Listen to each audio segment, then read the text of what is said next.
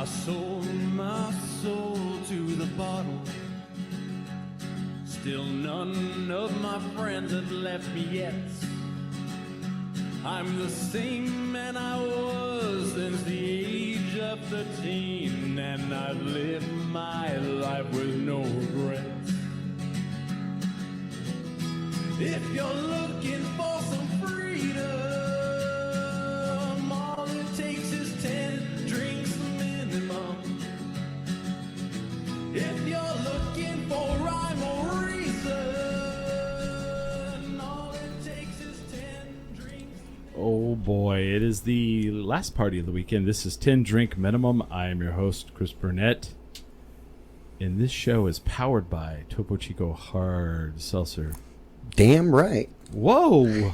You came in heavy there, son. I didn't even know your mic was working. Well, I guess it is. This is working extra happy today. Let me pull back on it a little bit. Yeah. That's James Smiley. My name is James Smiley. I'm here as well. Yeah, you made it semi-close to on time. Traffic wasn't so bad. This was the best of since I've been here. None of that classic Sunday but LS traffic. Yeah. We have a couple guests in the studio. I don't drive during the day, so any traffic is like, I'm like, why are all these cars here in my way? Why are all these classic cars driving around? This is weird. We have a couple special guests for this. Returning to the show from Blackout Theatre, we have Stephen Armijo. Howdy. Let me adjust your camera real quick. There you go. Hello. Isn't that fancy, right? Yeah. So fancy. Why was it focused on the middle cushion? I don't know. There's no one there. I don't know. Do we have ghost guests It will move, but I don't want to turn that on because then it goes. Then it goes crazy. If you move your hands, it'll follow that, and All of a sudden, we'll be looking at the ceiling. Yeah, and then also from Blackout Theatre, we have Leonard Madrid. Is that how? Did I say that right? Yep. It's not Madrid. How dare you? It's Madrid. Even I knew that was bad. It's a classic Stephen Armijo joke. Yeah. My grandfather was from Serios and Madrid. And so whenever we talk about that, Some of that it makes, I think, like, you get indigestion. Yeah, my soul tries to leave my body. Yeah. I have some Tums. So so Leonard actually lives where I started the show in college, Portales, New Mexico, where I didn't start in college, but I went to college there, and then I was like, floundering, and I was like, well, I'll start this show 20 years ago. Nice. OG podcast. Yeah. Instead of a college degree, podcasting. That's what it was podcast. This podcasting thing, I think, is where it's at. I don't need a degree. Actually, I'm on board with that. That's amazing. I agree. And you also went to Eastern New Mexico University, and you said you teach there. I'm now a professor there. Yeah. Are you a professor of theater? Of theater, yeah. And at the Eastern New Mexico for people who don't know, Eastern New Mexico University is one of the probably the best university in New Mexico for theater, I would say. I would say definitely one of them. Yeah. I love it. I like teaching there. Do you guys ever get any money from NPH? Because he went to school there. He did not go there. No, I thought he did. No, he's hung out. He hung out with us a few times when he was in high school. Ah, because he went to La Cueva. Okay, I thought he did go to school. No, super gracious, super nice, but he never went there. Oh, okay. Demi Moore went there for like a week and a half. Oh, wow. Then she decided to start a podcast. And then Motherfucking Demi Moore. What the fuck? First you leave Bruce Willis for Ashton Kutcher. Now you're podcasting. No, that'd be awesome, right? Do it. Owen Wilson went to NIMI. That's where my wife did. went. He did. Yeah. That's where he broke his nose. Is it? Yeah. Interesting. That sounds about right. Eastern though, did Ronnie Cox go there? I think he did. He did go there. And he's from Portales. He's from Portales. His brother lived there. I don't know if his brother's still alive, but his brother was there when I was there. Yeah, he's sort of a Portales staple. Yeah. When he was a kid. Do you guys know who Ronnie Cox is? If you ever saw a little movie called Deliverance, or a little TV show called Cop Rock, or a movie called RoboCop. Star Trek: The Next Generation. Right. He was Captain Jellicoe. Yeah, in RoboCop, he was the president of CEO of OCP that got shot out the window. Dick something or other. Yeah. The references are coming at me too fast. I'm like, which one? You're picking all things that I'm like, I know of or I've seen, but I'm like, I couldn't name that character in that moment. You've never seen Deliverance? I've never seen Deliverance. You should probably watch it with your children. See, that's Yeah. that's a weird one because there's only like 8 characters total in Yeah. that entire thing. So like, which one? So which he one was the guy it? that played the guitar. He's with- not John Voight. No, he's the one that played the guitar with the little boy. The back and forth they did the dueling banjos. Oh, okay. That is Ronnie Cox. He's from Eastern New Mexico University. He did not squeal like a piggy. No. Whatever that means if you haven't seen the movie. And fellow Trekkies will know that he's in the original Star Trek: The Next Generation was the only other captain Yeah? to captain the Enterprise, Oh, that's right. other than Riker. If you want to get Yeah, weird about it. yeah, Riker's. Yeah, Well, that was his job anyway. Hey, the captain's not here. I'm the captain.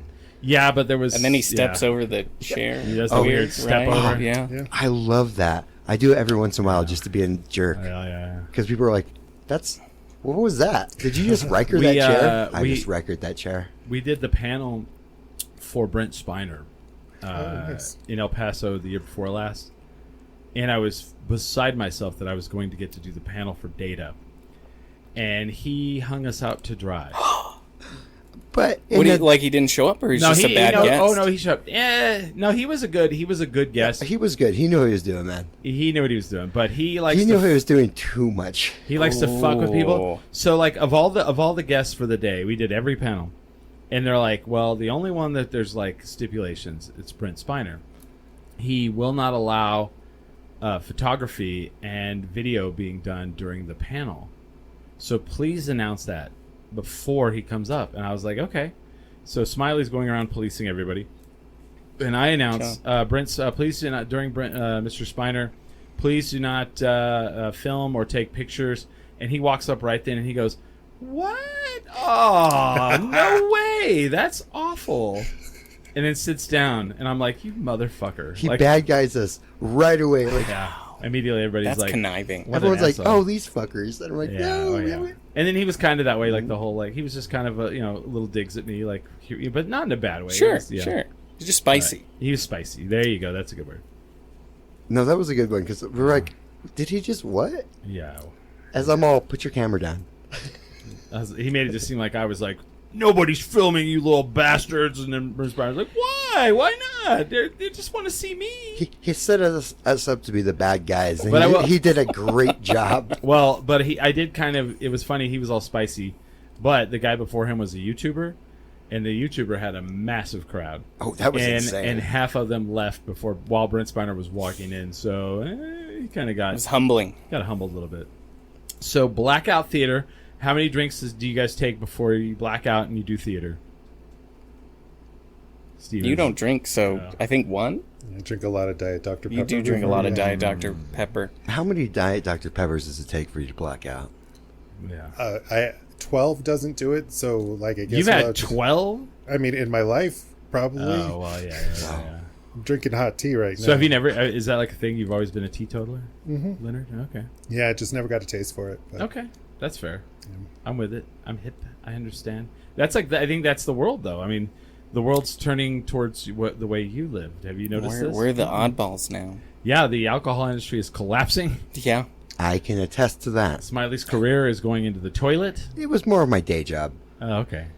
But yeah, no, the liquor industry is not on a upturn. It's not on an up. Yeah, it's not an upward trajectory. Okay, right so now. for the first time Ever. since Prohibition got repealed, the alcohol industry is on a downturn. First time. On the plus side, if you want some alcohol on the cheap, people are just selling their brands. Like it's insane. They're like, "Hey, you want to buy like this $300 bottle for $30?" Wow, Because really? they're like, "We just have to." we have to get rid of it. They have to get rid of Yeah. it. Yeah. They have to make some sort of profit. Weird, man. I know. I'm waiting for all the. I'm a big bourbon and Scotch guy. Oh, yeah, And yeah. all the like allocated bourbons Yeah. that became huge, kind of like during COVID, Oh yeah. are now they like overproduced. Oh, really? So now it's kind of like the next few years, I think it'll be a bunch of things that were really hard to find are going to be easy to find. Well, Southern Wine and Spirits just dropped like half of their entire catalog. So all those people are free agents now, but also they have a lot of things they need to get rid of right away. Oh, wow. Interesting. So fun time in the liquor industry. Yeah. Well, let's talk about the theater and I'm industry. partially to blame. It's Yeah, way to it's go, Leonard's Way to go, fault. Leonard. So Leonard, you're a professor at Eastern New Mexico University, but you're here to promote. You have a show. Yeah. Can you tell people what that is? Because Stephen tried to, but Stephen he messages like a mumbled child. You're like, okay, what the hell? I'm a bad.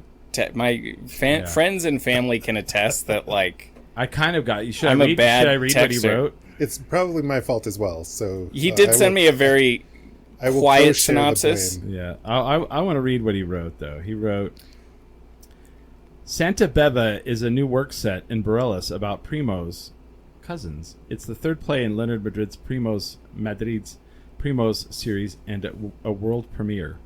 Sure. I kind of know what that means. So Blackout Theatre is doing a play that has never been done before. Oh. So it is a world premiere. I was right about that. You wrote it. I wrote it, yeah. It's the world premiere, meaning that it's the first time the play has had a full production. Got it. And it is a play set in Bareilles, a neighborhood in Albuquerque, which where we are sitting right now. Seriously, the house that it's set in is just a few blocks really? that way. Yeah, what street? I set it on Pacific. Oh, even though I okay. used to live on Iron. Oh. So the whole idea is it's a comedy set in Albuquerque about three cousins. Mm-hmm. One of them starts spontaneously performing miracles. Okay. And finds out she's going to become a saint, and she hates it, so she's like having fights with angels and stuff like that. Yeah. Okay. What made you decide to write this? I got a commission from a theater company in southern Colorado called Creed Repertory Theater, and they asked me to write a play that sort of responded to the culture of the San Luis Valley, which is the same culture as northern New Mexico. Right. And so I started 3 plays and wrote 20 pages for 3 plays. One was Cousins Who Accidentally Open a Gate to Hell in their grandma's house. One was this one, and another was just a funeral comedy. And they picked the funeral comedy, so I wrote all 3 plays at the same time. Yeah. And all 3 plays, the Hell play got produced last summer in Aurora, Colorado. The funeral play got produced that summer, and then this one's getting produced now. So, why Cousins? Like, you did a trilogy of Cousins. Yeah, it's a real thing with me that mass media or mainstream media doesn't really discuss cousins in any way, and it's huge in like Hispanic culture. Yeah, in most cultures that are not mainstream American culture, cousins are very important. 1 or 2 generations in, and so I the only time you mention cousins in mainstream media is if they're sleeping together. Mm-hmm. That's and so like Tina Fey, who's one of a comic brilliant mind, almost every movie or TV show she's done, there's been a joke about somebody sleeping with their cousin. Right. And so I just thought that was weird, and thought that there's not enough out there that explores this really tight bond, and cousins are in many cases as important as your siblings. Right. So I said, I'll just write a series of comedies, because I really wanted comedies, because again, Chicano Latino theater doesn't really do comedy as much. It's always like racism and heavy topics. Yeah. So I wanted to write some comedies, and I have like 30 cousins, 31st cousins, and they're all a lot of fun. And so I decided to write just a series of plays. So I ended up writing about 7 plays about this one family tree. Yeah. And every one of them is 3 to 4 people from the family. That's pretty cool. Yeah. I enjoy that. That's pretty cool. And I definitely think that is, you are correct on it. Because I grew up in a little bit of both worlds, like we were talking before. Mm-hmm. Like where I grew up, around Hispanic families where they would have, like, I've met people where they're like, you talk to them and then they're like, oh yeah, I know them. That's my cousin. Yeah. And like you'll go to a town and like everyone they know is like a cousin. Like I have a friend who grew up in Portales, and everyone, like, you'll bring up their name. She goes, oh yeah, that's my cousin. You're like, wow, she's probably my cousin. Probably. Yeah. But it's kind of interesting because like, and then in my culture, like I have cousins and I haven't seen them in years. Yeah. Couldn't tell you what they're doing. There's a sort of leave your nest vibe that was sort of pushed in the 50s, and so people don't know their cousins. And, other cultures have a very like stay with your people thing. So I grew up in Arkansas. And now you're here. He's the sleep with your cousin type. Just kidding. Yeah, no. The jokes that those are made about, that's our culture. You be at a wedding was that her first cousin or her second cousin? She's hot. But also Smiley, it's weird. Smiley's also Native American. Is there a huge thing with cousins in the Native American culture? I believe there is. Yeah, you will never. That's incest. You would never go. No, near I know, them. but like, I'm not talking about having sex with them. I'm talking about like growing up, and then they're almost like siblings because you're around them all the time. So sorry I brought it up. No, it's fine. It's comedy. no, it's Navajo culture. I mean, you do have cousins, like, and the entire family structure is different than like whatever the popular one is right now. Like the I don't think there's an actual popular one, but well, whatever the ones you guys are using. yeah. Uncles is pretty fluid. That can go generationally. Cousins can also be people that you're not even related to. There's just clan relations, Gotcha. and that's my cousin. You know, so it's way broader. Okay. Eva Blaylock is in the chat. Hi, boyos. Hi, Eva. We're talking about Primos because Leonard wrote a play. What is the name of the play? It's called Santa Beva. Santa Beva. And Beva's the primo. The lead, yeah. She's Okay, and it's about Bareilles, my neighborhood, and about one of the cousins who is starting to perform miracles and is going to become a saint. Yeah. And has issues with such. She doesn't want it. Doesn't want it. Where do people? Where are you showing this play at? Where is it? Where's it happening? The campus of CNM has graciously loaned us their theater, the Cole Avenue Theater on Cole. A tiny black box theater. It'll be performing this weekend and then for the following 2 weekends. Okay, that's near Eva's neighborhood. That's next to me. It's right next to Smiley. I want to know where it's at. I can walk over. It said CNM at the theater. You know the bridge? No, I said when. Oh, when? 7 o'clock Friday, 7 o'clock Saturday, 6 o'clock Sunday. For tonight, the 6 o'clock show is a masked performance for people with immunocompromised systems, and then and all of our shows at Blackout Theatre are pay what you will. Pay what you will. So okay, are you in the play? I am not. You just direct. You just like I wrote just it. wrote it and sat through all the rehearsals. Yeah. What is okay? That's my question. Mm-hmm.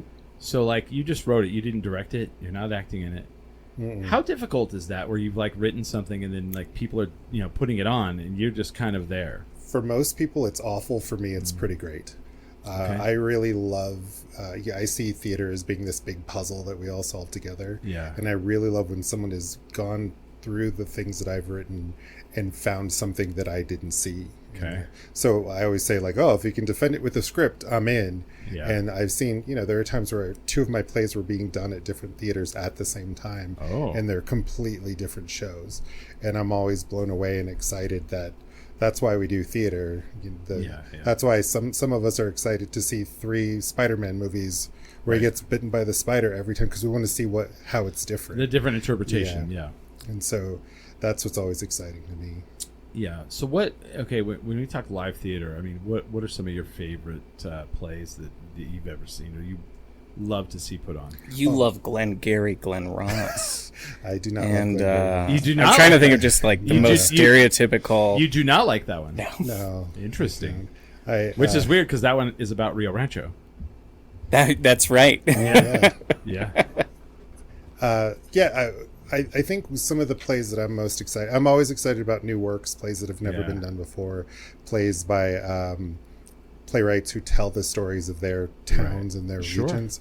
But the play that I think that I've seen most recently, not most recently, but Q Staff Theater here in town did this play called Promenade that was on a bus. Okay. And you drove around town with headphones on. What? And it drove right by this house, and they had little scenes and vignettes set up in parking lots and on porches, and it was so cool. And then the bus was a character; it would tell you a story, and then there would be a point where you would just be driving past the street, and then everybody would start walking in slow motion and start walking in reverse, or everybody was wearing the same outfit. It was the coolest show. I love that. And so. That's not the kind of show that I would love to work on, but I loved seeing it. It's the the kind of logistics show on that must be a nightmare, but and it was people from all over. They did it in a collaboration with another theater company from outside of the country. Wow! And it was the coolest show. That sounds really awesome. What is it called? It was called Promenade. Interesting. And Q Staff is just over on Broadway in Lead. Yeah. Wow. Yeah. So that's the kind of stuff I enjoy watching. Yeah.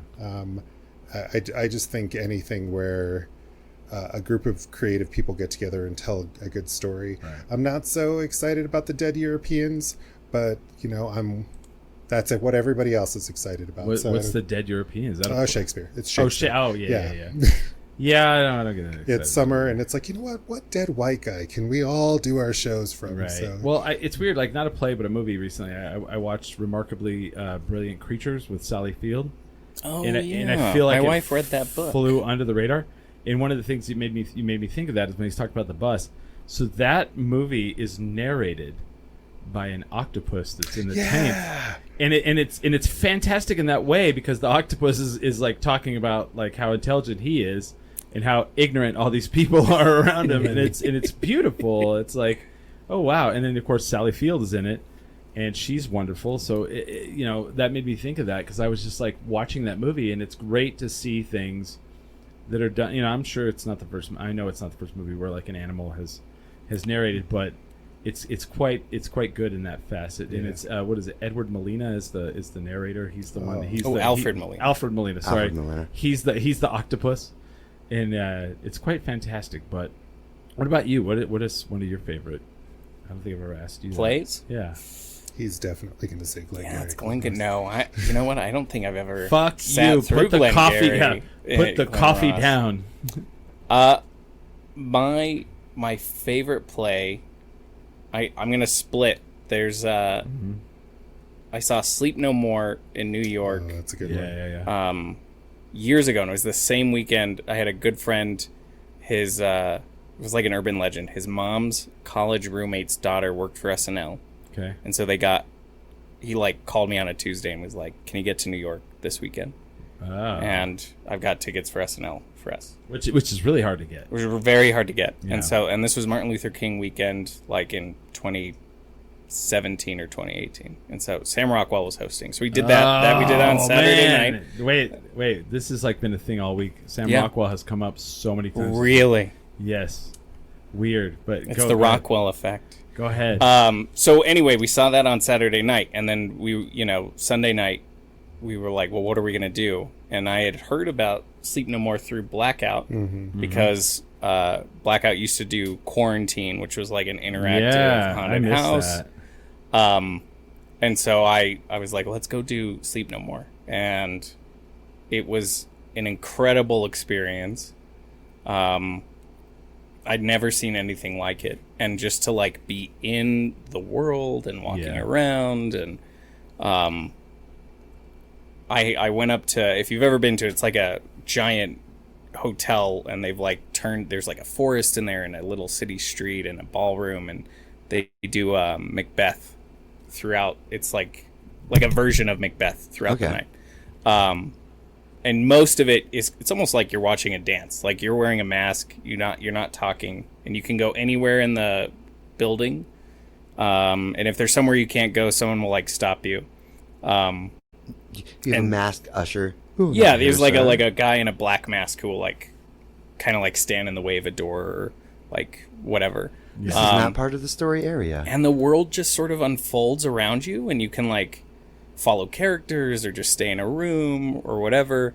But I was up in this forest, and there was like a little like cottage, and this like nurse opened the door, and she asked me to come into the cottage. Yeah. And she closed the door behind me, and she took off my mask, and then she made tea, and she spoon-fed me tea, and then like read my palm, and she told a story about, she was like, once there was a young boy, and his dad died and his mom died, and my parents are both passed away. Right. And I was like, what is happening right now? So wow. So that was really, I think that is probably my favorite play. And then years ago, I did an arts and medicine program in South Africa, and there was a young playwright staying in the hostel that we were at who wrote a play called Sizwe Banzi is Alive, which is sort of I think a reaction to a famous South African play called Sizwe Banzi is Dead.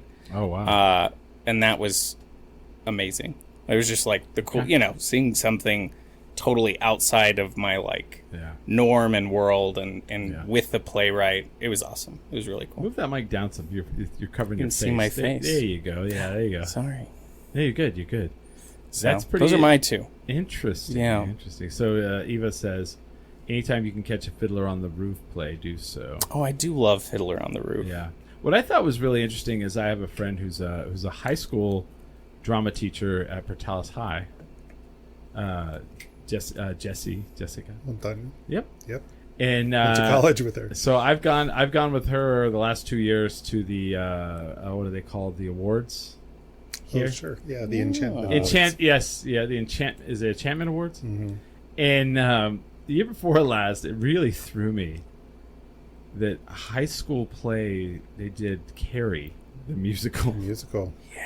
And I tell people, and they're like, "I don't know, I've never seen the movie. Is it not fit for high school kids?" I'm like, "No, not at all." Wait, how so?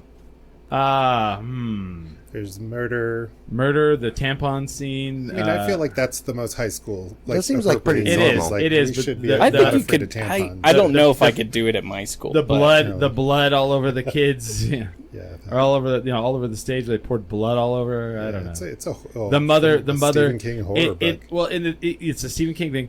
And in that they did a number from the play, and at one point the mom runs over and she flies down on her knees and just starts doing a prayer to like God about her daughter being this like sinful like awful child. And I was like, it's a pretty fucking heavy play. And then like the very next play that they had up there was like SpongeBob the musical. I was like, okay, Musical, yeah. yeah. Some high school went viral for doing Alien. What? Yeah. They did a play version of the movie Alien. I've always wanted to do that. Well, That'd be actually, great. The dialogue is like so minimal, and like Yeah. these little sets past that. It's a chamber piece. Well, and the Yeah. thing that's funny about that is like, well, number one, we did the panel in El Paso for the Aliens cast, Yeah. and I can tell you that story in maybe the second hour, but it's kind of a funny story. But like, what I think is funny is like in the movie Rushmore, when he would do all the plays, and what was the one they did? They did was it Scarface? Not Scarface. It was like The Godfather. Didn't he do Empire of the Sun? Well, they did a Vietnam one, Yeah. and like Deer Hunter. I have to look this up now because they did Deer Hunter. Yeah, they did a bunch of different ones, and they were all like really adult themed plays at a high school. Let's see, plays. Now, my problem is I never went to high school, so everything that movies have told me, I believe is true. Yeah. I'm like, why wouldn't you do that? Yeah. Is that another thing you do? Serpico was one of them. Heaven and Hell, a massive blood-soaked Vietnam War epic loosely based on Apocalypse Now. I thought they did a third one. I haven't But- seen Rushmore in years. Yeah, but I always thought that was really hilarious. And then the Serpico one, I think they did something with popcorn instead of using like whatever adult thing was. But I always thought the Serpico was like an awesome, Yeah. But Aliens, that would be pretty cool. How do you feel about like theater doing this, where they're taking like mainstream media and they're turning them into like musicals? Like there was the Spider-Man one, and then There's a Lost Boys one. there's Lost a Boys. Lost Boys. Oh, like, yeah. up for a bunch of Tonys. I think that does go back to sort of the origins of theater as stories we know reinvented for the stage. Correct. I yeah. think that there's something interesting about seeing stories reinvented, Right. and on that side, I'm very much pro. There's also a movement in new works where people write adaptations of old plays. They move Right. something from ancient Greece Yeah. to Well, side. what's coming out pretty soon is the The Odyssey. Odyssey. Yeah. Yeah. I mean, there you go. I mean, I think where we sometimes get concerned is that I think that big theater producers are question the intelligence of their audience, Yeah. and they think that audiences are not brave enough or not empathic enough to go see a story that they don't already know. right. And so that's where it sort of crosses the line. I dig that, and I love that, because like the thing that's cool to me is like when you have like a story like Jersey Boys, which started out in the theater and then went to the screen, Yeah. and whether people liked it or not, that's one thing. But like Rent is also that. Yeah. What else? What's the other? There's a lot of big ones that like have jumped from Mamma Yeah. Mia. Mamma Mia. Oh yeah, I mean, geez, And Hairspray was a movie Hairspray. that became a musical that became a movie. right? Isn't that weird? Yeah. Oh, and then Mean Girls. Mean Girls became Girls. was a movie, became a play, became a musical, or a musical then became Yeah. a movie Yeah. again. And there are stories that are just like they're meant to be musicals. They just don't know it yet. So I think there has to be room for Right. for that, and also just room for just being able to show up and enjoy yourself in a room with a bunch of people and leave and not be like trying to unravel society once you leave. Like Right. there's power in just enjoying yourself with other people. Well, and it's weird to me because like I grew up in a very non-theater, I mean, Eastern New Mexico really, other than, Eastern Mexico University, and I think Clovis High. I didn't go to Clovis High. I went to Grady High. We didn't have drama. Right. Portales does, but I mean, the amount of money they put towards the arts like that is probably very minimal. Not a lot. So like for me, growing up, like I remember the theater that I remember is in San Juan. They had an amphitheater up there, and they did Billy the Kid. They did a Billy the Kid, Yeah. and then I remember going over to Amarillo to see Texas and Canyon. And Texas was That pretty. thing is nuts. It was nuts, man. They had a lightning bolt that went down the side of the cliff. There are horses Yeah. in the play. Yep. Yeah.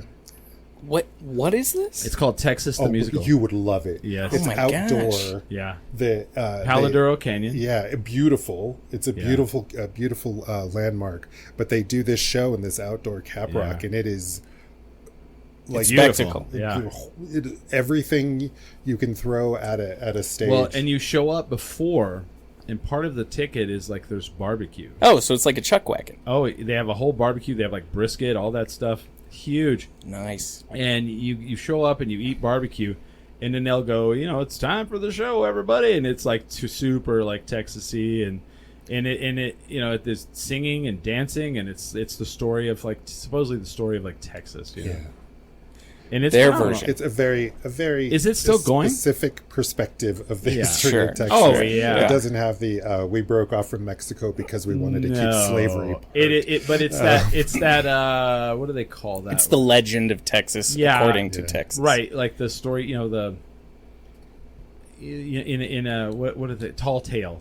Yeah. It's a very tall tale kind of thing, and they kind of do tongue in cheek a little bit about that. I believe it's been a long time since I've gone, But they are still doing it in Canyon. no shit, that's been going on for Yeah. like 50 years almost. I And would it's, say. again, for theatrical experiences in the region, Yeah. it is enormous and full of spectacle, and they have really great Yeah. performers. It's a really neat show. What is a play that has been going on for a long time that you wish would just go away? Oh, wow. Glengarry. Hamlet.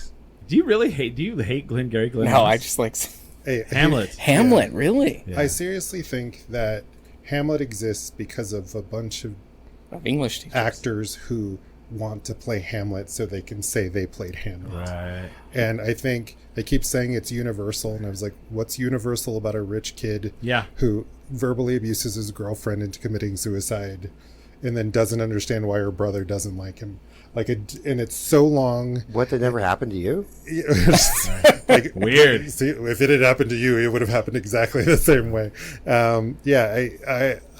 Again, I'm being hyperbolic, but Yeah, of course. I just sort of feel like you only want to do that because someone told you want to do that, Right. And just like, let's put it to rest a little bit. And maybe just even read some more Shakespeare plays. I'm not He's- even telling he's you got to a do something bunch. different. Well, what's a Shakespeare play that you do like? I mean, I like most of them. Like, I was in a Okay. Shakespeare company here in Albuquerque for years. Okay. And so that's why I think, like, being dedicated to doing new works is sort of funny because, like, but I like Shakespeare, but I feel like there's more than him out there, right? Yeah. And there's definitely more than Mamet out there. Oh, okay. I mean, Is there? No, I'm just kidding. what about you? What about Much you? ado about nothing. Other than Play Glenn, that I want. I other than Glengarry Glen Ross. I am also a high school theater teacher, and we Where do you recently teach? Where do you did teach that. at? I do. Are you allowed to teach say? I teach at Pius. Oh, Yeah. I see. As I'm in just the kidding. same- Don't tag them in What? this. No, I'm just kidding. Ooh, No, we Seasons of did. La Llorona. That's a good one. We did a play, not this past year, but the year before, called Game of Tiaras by Don Zelitis, Yeah. and Famous for doing high school plays Yeah. that everybody loves.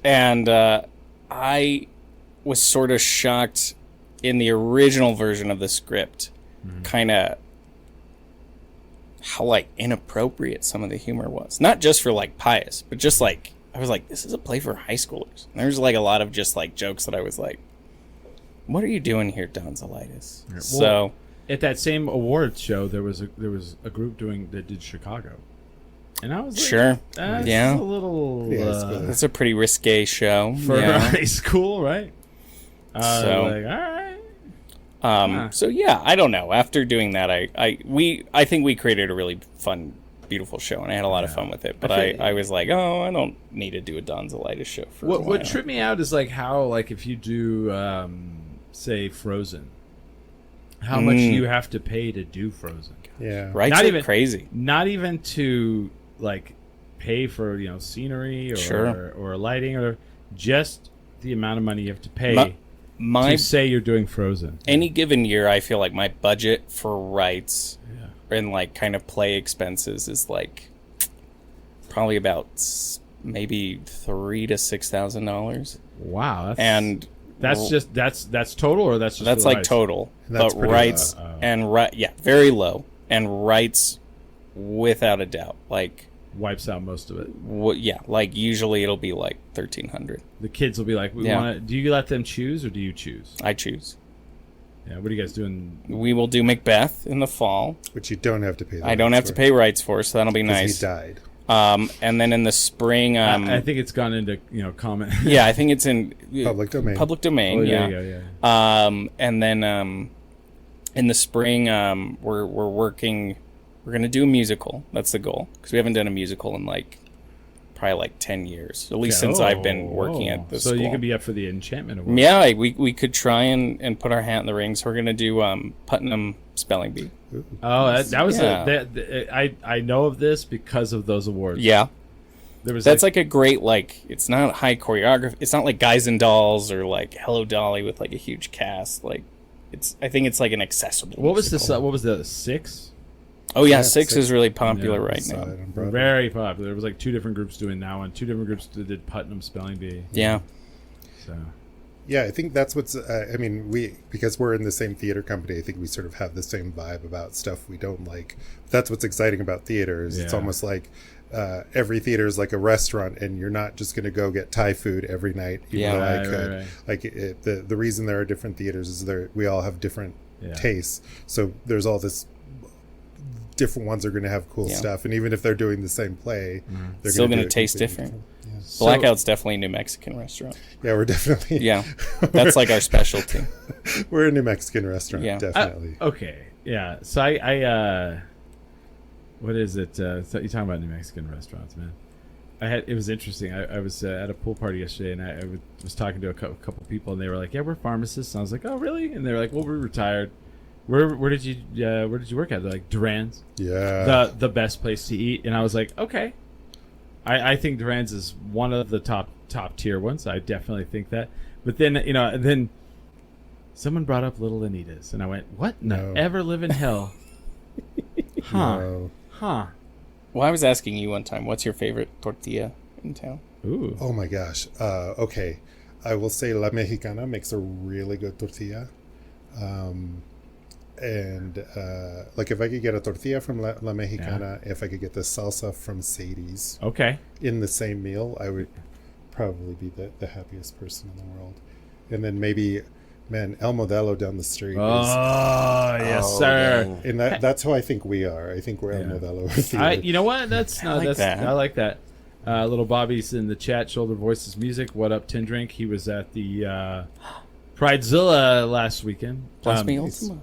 So it's funny to me when you meet someone who's grown up in Albuquerque, and you bring up El Modelo, and they're like, "I've never heard of that." And you're like, "Never heard of El Modelo?" And they're like, "It's shocking, right?" Yeah, it's sort of a secret to some people. Yes, and it's again, like, because you drive by and there's no seats, like you're going to eat outside or in the parking lot. Yeah, you think that it's not.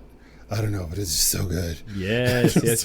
Especially, you don't know this, but when you're hungover, that is some hangover. Is that good hangover? Oh, yes. You like having the green beans in your chile. You're like, finally, everything's. And it's like for like 2 people, you can eat for like $23, and then it's enough food for like another meal. Yeah. you know? We had a curandero on one of the night school episodes last year, and he said that green chili was a good hangover. It is. I feel like Here. red would do it more, but really, it's green. Both are really Okay, good. I'm on board. Whatever will loosen the sinuses. Eva says frontier tortillas, no lard. Frontier's good. They are good. Like when you walk into Golden Pride, up there on by the hospital. no, on Central by Eubank. that one? And they're just like throwing them in the thing. They're like, and they're Yeah. just pressing out the tortillas. I'm like, Like yeah, frisbees. Yeah, it's really good. yeah. Am I crazy? Did Eons just buy a bunch of Golden Prides? I've never heard that. Did they really? What? I had to explain to someone. I feel like I just read this somewhere, but now I'm like, Oh. maybe it was a dream. I had to explain to someone that you can buy Dion's Ranch, and they were like, "What do you mean you can buy it?" I was like, "Well, you can buy it by the bottle. Like you can buy." And they sell it by the bottle now. I'm like, "Yeah, they sell it. Like I don't know if they sell it in the Now? grocery store." Yeah, They've been doing that. Yeah. Like, yeah. You could and get it in the at Dion's, airport, though. you can Yeah. get it on your way out of town. The green chili and the Yeah. regular, yeah. The Chipotle, yeah. Best ranch I've ever had. El Sabor. Thank you. El Sabor de Juarez is a good Oh yes, breakfast. yes. Also, I'm not sure if I'm going against protocol, but the 2 plays by Rodolfo Anaya, Seasons of La Llorona and Bless Mi Ultima. Yeah. I'm directing Bless Mi Ultima right now at the Vortex. So Okay. if folks want to go see that. When's that open? It's July 10th. You are not out of line. That's Eva. I missed those. But yeah, good call. Yeah, as a New Mexican playwright honoring our forefathers, Yeah. Rudy Anaya is the guy. Denise He's Chavez our as well. Shakespeare. Oh, nice. Yeah. That's very. I mean, hey, there's something to be said that about voices that don't get the chance that a lot of people do. A lot of people, we don't get the opportunity, and when their opportunity is finally there, and I feel like New Mexico's one of those places where we don't always get the opportunities as everyone else. But I think what's cool, and I'm curious to hear what you think of this, Leonard, but in my time of being a theater person here in New Mexico, this current time period feels like the most New Mexican yeah, New Mexico theater has ever been. Like, it Interesting. feels like our voices are finally like at the forefront, and that people want to go see shows about their community and about their state. I agree that it comes in waves. Yeah. There was a Yeah. time where La Compañía was here, and Sure. Teatro Consejo and Teatro de Comunidad that really focused on the voices of the region. But I think this is the first time where Santa Fe Playhouse did my play. They did Oh, wow. a series of plays by New Mexican playwrights. The Cell Fusion Theater started doing a version of The Six that was just regional playwrights. The Duke City Rep and the Vortex are doing festivals that are just New Mexican just the works. fact that you've just named how many different companies in this state is unbelievable. I don't know if it's still true, but before COVID, Albuquerque had more theater per capita than any other city in the United States. Yeah, any other city of its size. We had 56 theater companies. Wow. Yeah. And most of us were these little scrappy ensembles like Blackout.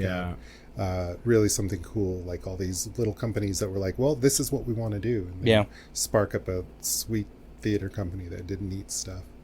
Well, and there's something to be said about making art that the problem I think a lot of people have is they're like, you're like, I'm gonna go do this thing and I'm gonna make art, and everybody goes, oh, how much money are you gonna make doing that? And you're like, I don't know, I might not make any. Yeah. I might lose money. Well, why would you do that? And that's where the problem is. It's because my answer to that is, why wouldn't I do that? For Yeah. expression, for I don't know. A lot of Not things. everyone knows that money's not important. Yeah, not Right. everything has to be It's a sidekick. secret. Right. Yeah. That is, I feel like that's my biggest struggle as a theater teacher. Right. Is how many students I'll get that either their parents are like, Yeah. well, there's no future here, Right. or that the future is, oh, I'm going to go to Hollywood or Broadway, Yeah. and make a ton of money. And I'm like, that's not net. First of all, you're good, but you're not that good. And secondly, that's not the secret. That's not, you don't have to go anywhere. Right. You can make what you want here. and be point of- successful. The point of me going into acting was the fact that I could never age out of it. I'm like, I can do this forever. Right. Yeah. There's no reason for me conceivably to ever stop doing this. Yeah. And I'm like, cool. That's what I'm doing. I had lunch with Joe Pantaleone. Oh. Did he have a newsy hat on, No, but backwards? no, he no. had a fedora hat on, and he told a Okay. story that I don't really necessarily know if I want to tell the whole story, but he was like, yeah, he's like, I told my mom and dad I wanted to be an actor, and they were like, oh, no, you're shooting too high. You're shooting too high. Take the firefighter's exam. And I thought that was phenomenal. I was like, you shoot to not like there's no money in it. You're shooting too high. Like you're not gonna make it. Yeah. I never heard that. He's like, What? yeah. You as an actor? The rest is maybe I'll tell it in the second hour, but the rest of the story has to do with Frank Sinatra. Really? Yep. It's kind of interesting, but He said, I want to be Frank Sinatra. And then everybody was like, wait. no, Nah. it's a good story. But I'll maybe I don't know if you guys Go firefighter. if you guys can goad me into Just it. like Steve Buscemi. But right. Yeah, he was a firefighter. So and who- then on 9/11, he went back to Yeah. his old ladder. You are correct. And like worked for Yeah. a few, like during cleanup and stuff. Yeah. I was up in Las Vegas, New Mexico yesterday, and I My- toured. that's where my wife's from. I toured the mom's museum from. of their firefighting museum there, and I actually learned what a hook and ladder is. I've had- never, you know what's so funny? I've never been to that museum. And It's my father-in-law fantastic. used to be, Yeah, it's he was a fantastic. band teacher, but he also used to So, be a volunteer firefighter. The up hook there. and ladder. I didn't know this. So they had a ladder that was like a big long wooden stick, and it had the rungs that came off the side of it. Yeah. And at the end, it had a metal hook that had serrations, and they would run up to a building to a window, lift it, and hang it on the window, and then climb up into the window. A hook and ladder. I had no idea what that ever meant until I saw it physically. That's pretty crazy. And the fire on Bridge Street, the yeah. museum right Yeah, there. and the actual fire, like the fire house, was built on top of what are those called? It's not a river. It's like a little Acequia. acequia. Yeah. It's built on an acequia, so they could just fill up full of water, leave, and then So is it like a fire hook that you can climb? yes, Okay. it's a large fire hook with like a ladder on it, a hook and ladder. Okay, I get it. I get It's it. legitimately a hook and ladder. So, Leonard, I have a question for you. So, do you act anymore, or are you just? I do on occasion, not What- very often. I do a lot what's- of improv. Yeah. What is a role that you would love to play? Oh, man. Oh, whoa. Who's the lead in Glengarry Glen Ross? I want to play Glenn. He's all, "Fuck you! Coffee is for closers." I want to play Glenn. Have you guys seen Glenn? Apparently, you haven't. I'm We just kidding. I'm have, fucking with yeah. you. It's a lot of It's a lot. lot Just of a lot of white guys. boy rage. Oh, it's Yeah. it's only white guys. That's all Mehmet does, and Yeah. he's trying to make Yeah. a point. Let's see. It's in a play that hasn't been written yet. Yeah, Rodolfo, not Rodolfo, Luis Alfaro has an adaptation of Oedipus Rex called Oedipus El Rey. Oh, I think that would be a fun role to play. okay. One of my favorite playwrights. Did he write Electricidad? He did. Okay. Which I'm directing Oh. in the spring. It's like It's one of my favorite yeah, plays. it's a great play. It's Electra, but like set in the barrio. Oh, Yeah. Yeah. And then, let's see, one of my favorite playwrights is Sarah Rule, and she has this play called Eurydice, which I think is one of the most beautiful plays ever written. And I'm not sure if I'd like to be in it or direct it, which is weird for me to say, but it's just such a beautiful play that I'd love to be a part of a full production of it. interesting. Right. What about you, Stephen? Like, you don't act anymore, do you? Yeah, he does. I never have time. I have two little kids. He's got a whole All right, life. Yeah. But if I in a dream perfect world, in a perfect yeah. world, I'd love to play Tevye in Fiddler on the Roof someday. Oh, wow. Okay. Like I don't have musical. Like I think when my kids graduate high school Yeah. and Esther's like, please get out of the house, go like do something. That'll be my like season of doing all the musicals that I don't have time to do right now. So you sing? Sometimes.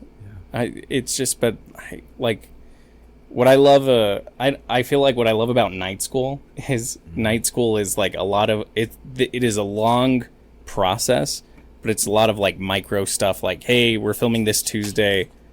We're filming Saturday in 2 weeks for like 6 hours, and then we'll see each other in 2 weeks to do something else. My invitation always thrown in the trash, apparently.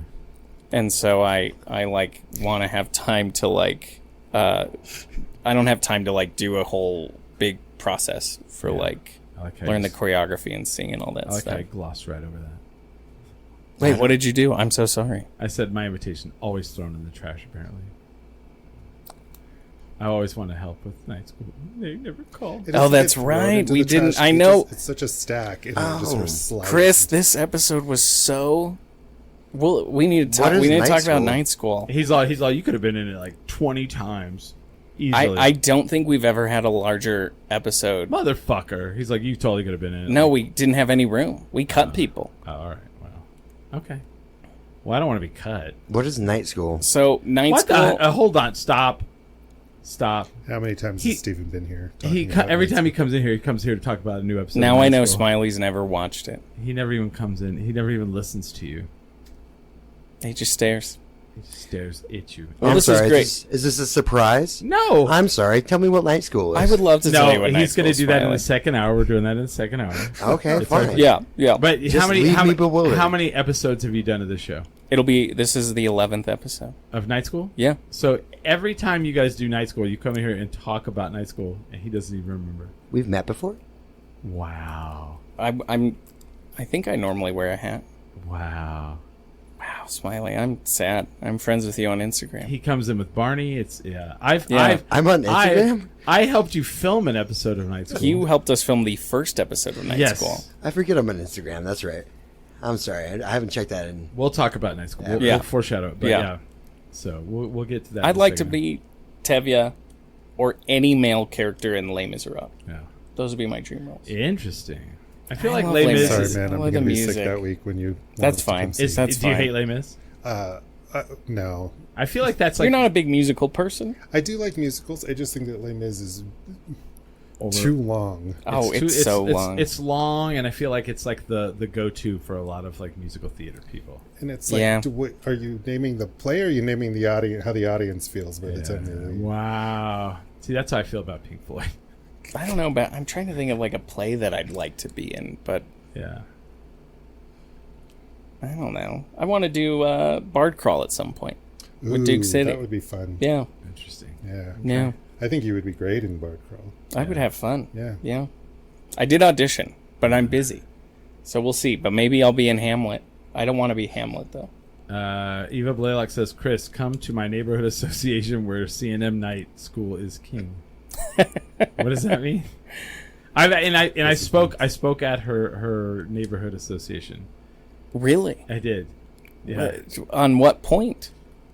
She just introduced me as a member of the community and the Yeah. arts, and then they asked me questions, and it was fun. It was really cool, and they asked me what I thought about the city and what I thought the city was headed, because I've been doing a podcast here Sure. for 19 years, 20 years. You're the total, king but of downtown. mayor, but Oh, mayor. Excuse me. It's fine. Mayor. It's fine. Mayor. You got no Domo. kings here, man. What are you talking No, about? no kings, my friend. Have you seen the bumper As he sticker? sits on a throne. On a throne. It's a mayor's throne. That's the mayor's throne. a mayor's obviously. That's a throne. Do you know where this came from? It came from We talked about this. Dry Heat Comedy Club. That's right. This was their roasting throne. I was going to And- say rest in peace, but they're not technically Yeah. dead. No, Right. they're not. And but hopefully they're in peace. Like, Yeah, here's, hopefully. they gave it to me, but here's how I feel about it. It's mine until they come back, and then it's theirs.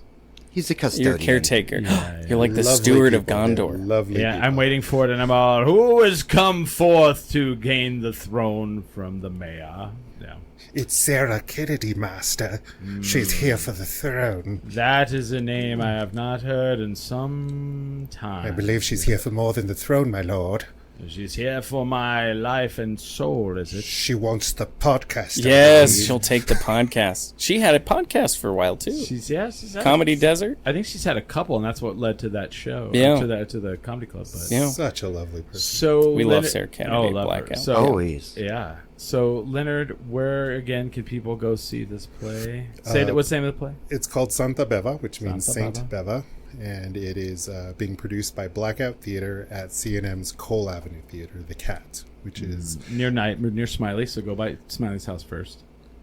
and Is that near them your about liquor night store, school. Tell them too? what night school is. I don't live anywhere near the liquor Oh, store, well, but well, I am well, actually in the Yeah, neighborhood. I get to talk about night school on the second hour. But you can also plug it though. Oh yeah, so Night School is on Blackout Digital. So our theater company has, even though we primarily are focused on our theater and live performances, we also have quite the digital footprint. And so we have a podcast as well. We have Boo. YouTube Oh. series, and Night School's on YouTube, so you can find it.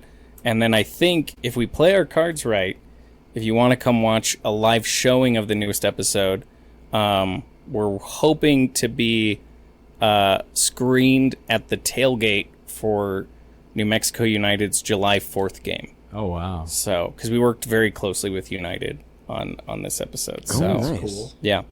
So you could come watch us, and Chano, Barney, and I will be there in character to talk. I guess, like, I don't know, show you the episode. That Barney Lopez, he does a lot. Oh man, what talent! No talent.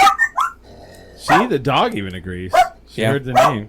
Hey, Smiley, what do you got going on? My continued existence is Okay. just that in general. I have nothing specific. Okay. Brody, I will be in Denver for Tuesday, Wednesday, and Thursday for the Chicago Cubs versus the Colorado Rockies. If you're a fan of the show and you live in the Denver metropolitan area, hit me up and maybe we can have a shot of Malort somewhere there. If you're stupid and like Malort. Is there a lot of Malort in Denver? Yeah. Wow. I didn't know this. There is. We went last year. And It's then all the Midwest influence. yeah, there's a lot of Chicago people in fucking Denver. I had no idea. Yeah. And then June 20th at the El Rey Theater, Duke City Championship Wrestling returns. Talking about theater, really, it's pretty much the Yeah. Yeah. Definitely. Duke City Championship returns. Pretty excited for this one. I haven't, I had to miss the last one because we were in Houston we were in El Paso for the El Paso Comic Con. My boy Tyler Copeland is returning. The evil Tyler Copeland is returning. And then Power Slap, for the guy that was on this show, Johnny Magna. Oh, I saw this one. The fifth ranked heavyweight Power Slap fighter, who we had him on this show. This is like competitive slapping. Yeah, he came in here. He sat right where he sat. Wow. He even called one of his opponents on the phone while we're on the air, and he's like, "Hey man, I'm gonna knock you out." And the guy's like, "Oh yeah, you think so?" That's what we should have done. Yeah. We should have slapped Called each one other. of our opponents. Oh yeah. Yeah. Theater 3, Duke City. All of our favorite people. We're gonna knock. We killed Tricklog. Hey, we're gonna knock you out. We killed Tricklog. Yeah. Oh. Aw. Rest in peace. Rest in peace, Tricklog. Yeah, But yeah. so we're gonna take a break real quick, but go check out all the fun and cool stuff. Go to Eva Blaylock's Neighborhood Association and participate. Go see St. Beva, and watch Night School on YouTube. And I'm excited to tell you about it. yeah, and we're gonna talk about that in Happy a second. Pride. Yeah. Oh, yeah, happy Pride. Everyone. Which I guess I didn't miss the parade. I thought it was yesterday. It's next Saturday. You want to walk in it? I'm caretaking right now. all right. Otherwise, I would. Okay. But maybe. All right. And If I can This pull heat- my kids along in a wagon. Yeah, I know. That's Yeah. why If I- can't if I Pride get- be in a cooler month? This is the coolest month because Have of you- Pride. That's true. I think well, so people- temperate wise. I think so. People can wear less clothing. I don't know. That's fair. That's fair. yeah. But If I could get on a float, I'd be down, but I'm not going to just be walking around in that heat. why can't you get on a float? I didn't try. I know a person who has a float, so maybe you could. Well, opportunities, all right. Yeah. See? Never know. We're going to take a break. We'll be right back. With that, We are 10 drink minimum. And on our show today is Chris Burnett. Chris Burnett, the mayor of downtown. I didn't vote for him, but I did. I would have. I didn't know when there was an election. Just, People were like, "Hey, is this guy the mayor?" And I was like, "I'm okay with that. Yeah. I'll go with that." Yeah. all right, I'm there. All right, There we go. There we go. Yeah. Whatever, man. Do you see that election last week? Deb Holland, man, she stomped it. Ooh. She trounced. Yeah, I'm not even sure why I voted. Yeah. Like, that was such a landslide. When they were like, she doesn't want to do a debate. And I'm like, yeah, it's called a waste of time, brother. I don't know. Did you guys do the primary vote? I did. I yeah. did vote, I yeah. did vote. Yeah, dude. You know what? I got out of. Here's what I like. They let you vote as an independent. Yeah. Oh, do you get to like pick Yeah. Yeah. which primary you vote in, or for everybody? No, you get to pick which primary. Okay. Oh, I didn't know Okay, that. I didn't That's know pretty that. cool. I had no idea either. So, Yeah. what I liked is I got off work on Tuesday, and I didn't even know. Here's how stupid I feel, and I'm usually on this stuff, you know. I didn't know you could vote early on the primary. I had no clue what you could. Sure. Yeah. So I waited till the day of because I was like stupid about it this year, which I'm normally pretty good. Oh no, show up- I got that one too. Like, someone came into work with an I voted thing, and I was like, oh shit, what did I miss? What is this? What is this right now? And he's like, Yeah. oh, It's the primary. It's the primary. Yeah. I was like, sure. So I hustled over there after work, and there was a line, and I liked that. I I don't like that there's lines, but I like that there's that many people out voting. You know. my wife just had surgery, and so we have a 3 and some change-year-old in it, Yeah, and then yeah. 18-month-old, and so after I picked them up from daycare, we rushed over to vote, and my daughter Wait was a minute, your like, kids aren't old enough to vote. I know, but no, I'm just kidding. But no, my daughter was like, where's the boat? You're all my. And I two went, kids. no, we're Yeah. vote. And she went, there's no boat here, and was very angry with me. You're all. So- I voted. My 2-year-old. yeah, we all voted. My yeah. dead uncle Ronnie. I went when I realized what the day was. I went and picked up my nephew. Yeah. I was all, hey, guess what? We're going voting. I thought we were going to do laundry. Yeah, later. Yeah, doing both. we are doing laundry. Yeah. Today's voting We're day, doing though. the state's laundry, my friend. We're gonna stop on the way, all right, Yeah. and vote. And they're like, okay. Yeah, That's so a good uncle. If we we're back here from break. I'm Chris. I'm the host of the show 10 Drink Minimum. Once again, powered by 10 Drink Minimum hard seltzer. That's a hard seltzer. That means it's got booze in it. We've got our good friend Stephen Armijo. Yeah. Armijo There we from go. That sounds a little better. Blackout Theatre. Howdy. And we have Yames. Is it Yames? I believe it's Jimmy Bear Poo Dog. Jaime. Is it Yames with a soft J? It might be Papa Smilf. I got a lot of names. Eva Blaylock says Hull or Holland. Well, I live in a Holland household, so Definitely Holland. Smiley. I don't know what household he is. He could vote in either. Smiley voted for Duke. He doesn't want to say. Look at him. Wait. Oh, the candidates. Yeah. Hull. I already did that. That's not important to me anymore. I know, but who did you vote for? Or you don't have to answer. You could say no, Eva, none, ya. Okay. But she's asking. I'm not gonna say, but I because okay, because of the I think if you're not going to say, we know. no, it's the end with the independents. Smiley wrote in. I do this every year. Yeah. If I think the Democratic nominee is going to be a shoe-in, I will. I didn't have to do this year. I would switch parties and vote in the other, so I could Really? get the best Republican that I want. Why? Oh. Why? Because one of them's going to be there. Yeah, but you want the one that you think's going to lose. No, if one You of want them. the lesser of two weevils. There we Yeah. go. You got it. Yeah. You got it there. Like I will say Deb that- Haaland was a shoe-in, Yeah. so I voted in the Yeah. Democratic in the Republican primary because I wanted the best Republican that they had. Okay. So I will say this. The freedom of an independent. I'm going to admit Sure. this. I'm going to admit this about my voting. Okay. So I didn't know all the candidates. So I only voted for stuff that I knew who the candidates were, and if I didn't know who they were and I didn't know who the opponent was, I didn't vote for it because I felt like that was not a You weren't voting in good faith if you didn't know yeah, who they correct, were. yeah. And beavers are prairie dogs. So I will say this: there was one area where there was no one, and I was 100% tempted, 100% tempted to write James Smiley. I knew it. I knew it.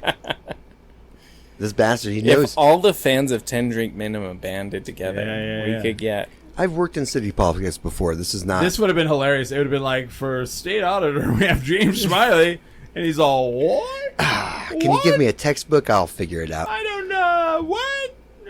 All right. Can you turn it down What? if you're voted in? Yeah. I guess you can. Yeah. They can't, like, make you do it. You could do a no-call, no-show.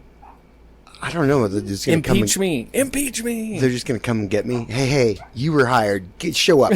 We're gonna get you. That's an old Doug Stanhope joke. He was like, yeah, I'll run for president, and if I win, you're not going to impeach me. I'm going to get fired. No call, no show.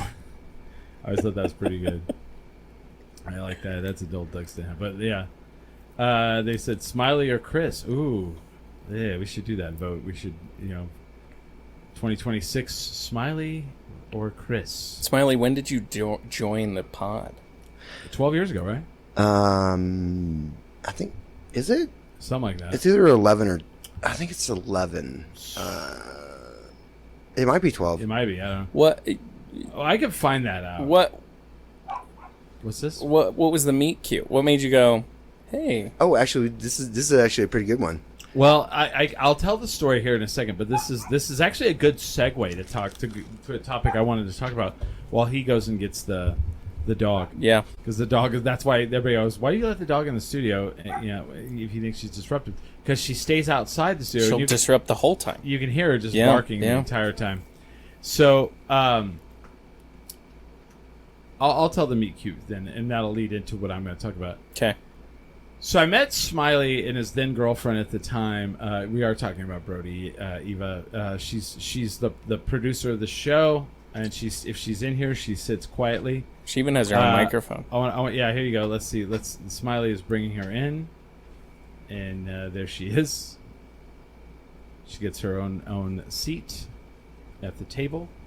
I need to. If I wasn't using all the cameras, I would have put one on her. But so I met Smiley with his then girlfriend and at Blackbird, and back in the day, that's how long ago. Rest in peace. Yeah. And then one night we were all partying, and we ended up back at mine and Billy's house on Rosemont. And they were a Foursquare destination. You know what, Smiley? It has to be over 12 years because I've lived in this house since 2020, and I lived in Rosemont 7.5 years. So it's probably around. Well, I mean, that doesn't necessarily mean anything, but yeah. But so one night Smiley's there, and we were about to go start doing our show. Sure. At the Art Bar.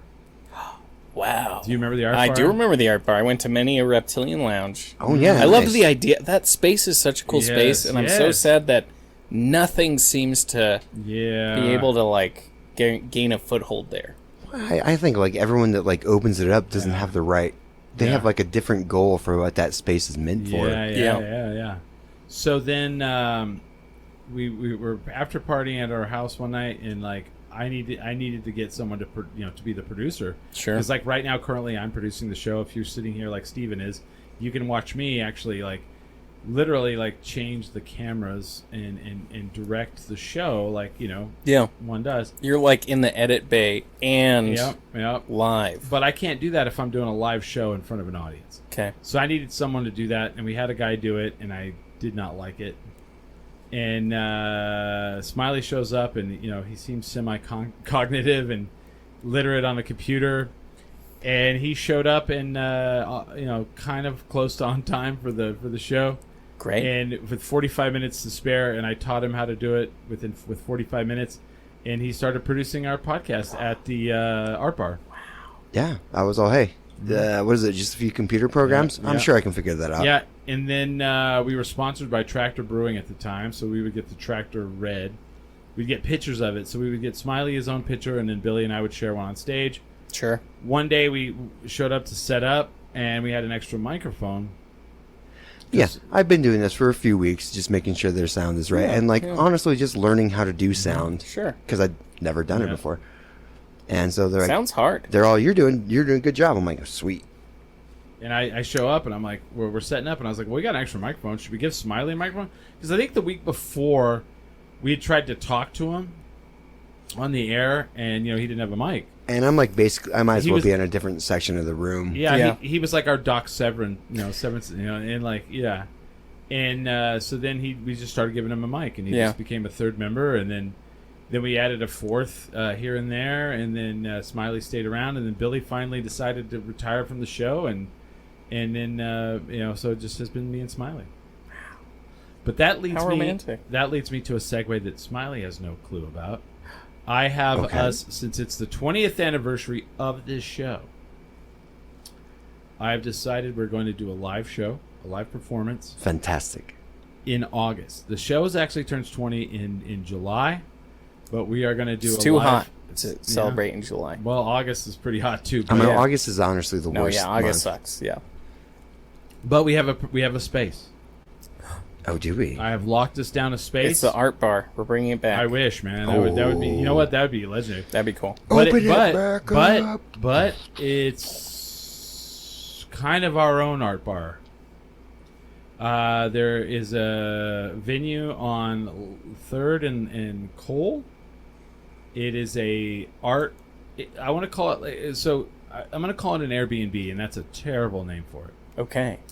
So our friend Sterling, she's come. All right, I think we're back. There we go. I think we're back. Eva, can you tell us if we're back or not? Somebody can tell us if we're back or not. That's weird because that should all work right there. Anyway, we found a space. We're gonna do a cool thing. I think it's gonna be mid-August. That sounds exciting. I've got to figure out with Smiley and then Sterling, and I've already got one artist. I've got to talk to some of the DJs. I know the one I want. Let's see if I can get him some. You need to have Barney and that one guy. Like, If it's on have a their Friday, beef. I can totally get it off. If it's what? If it's on a Friday, I can totally get it off. We have an extra person on a Good to Fridays know. now at Good to work. know.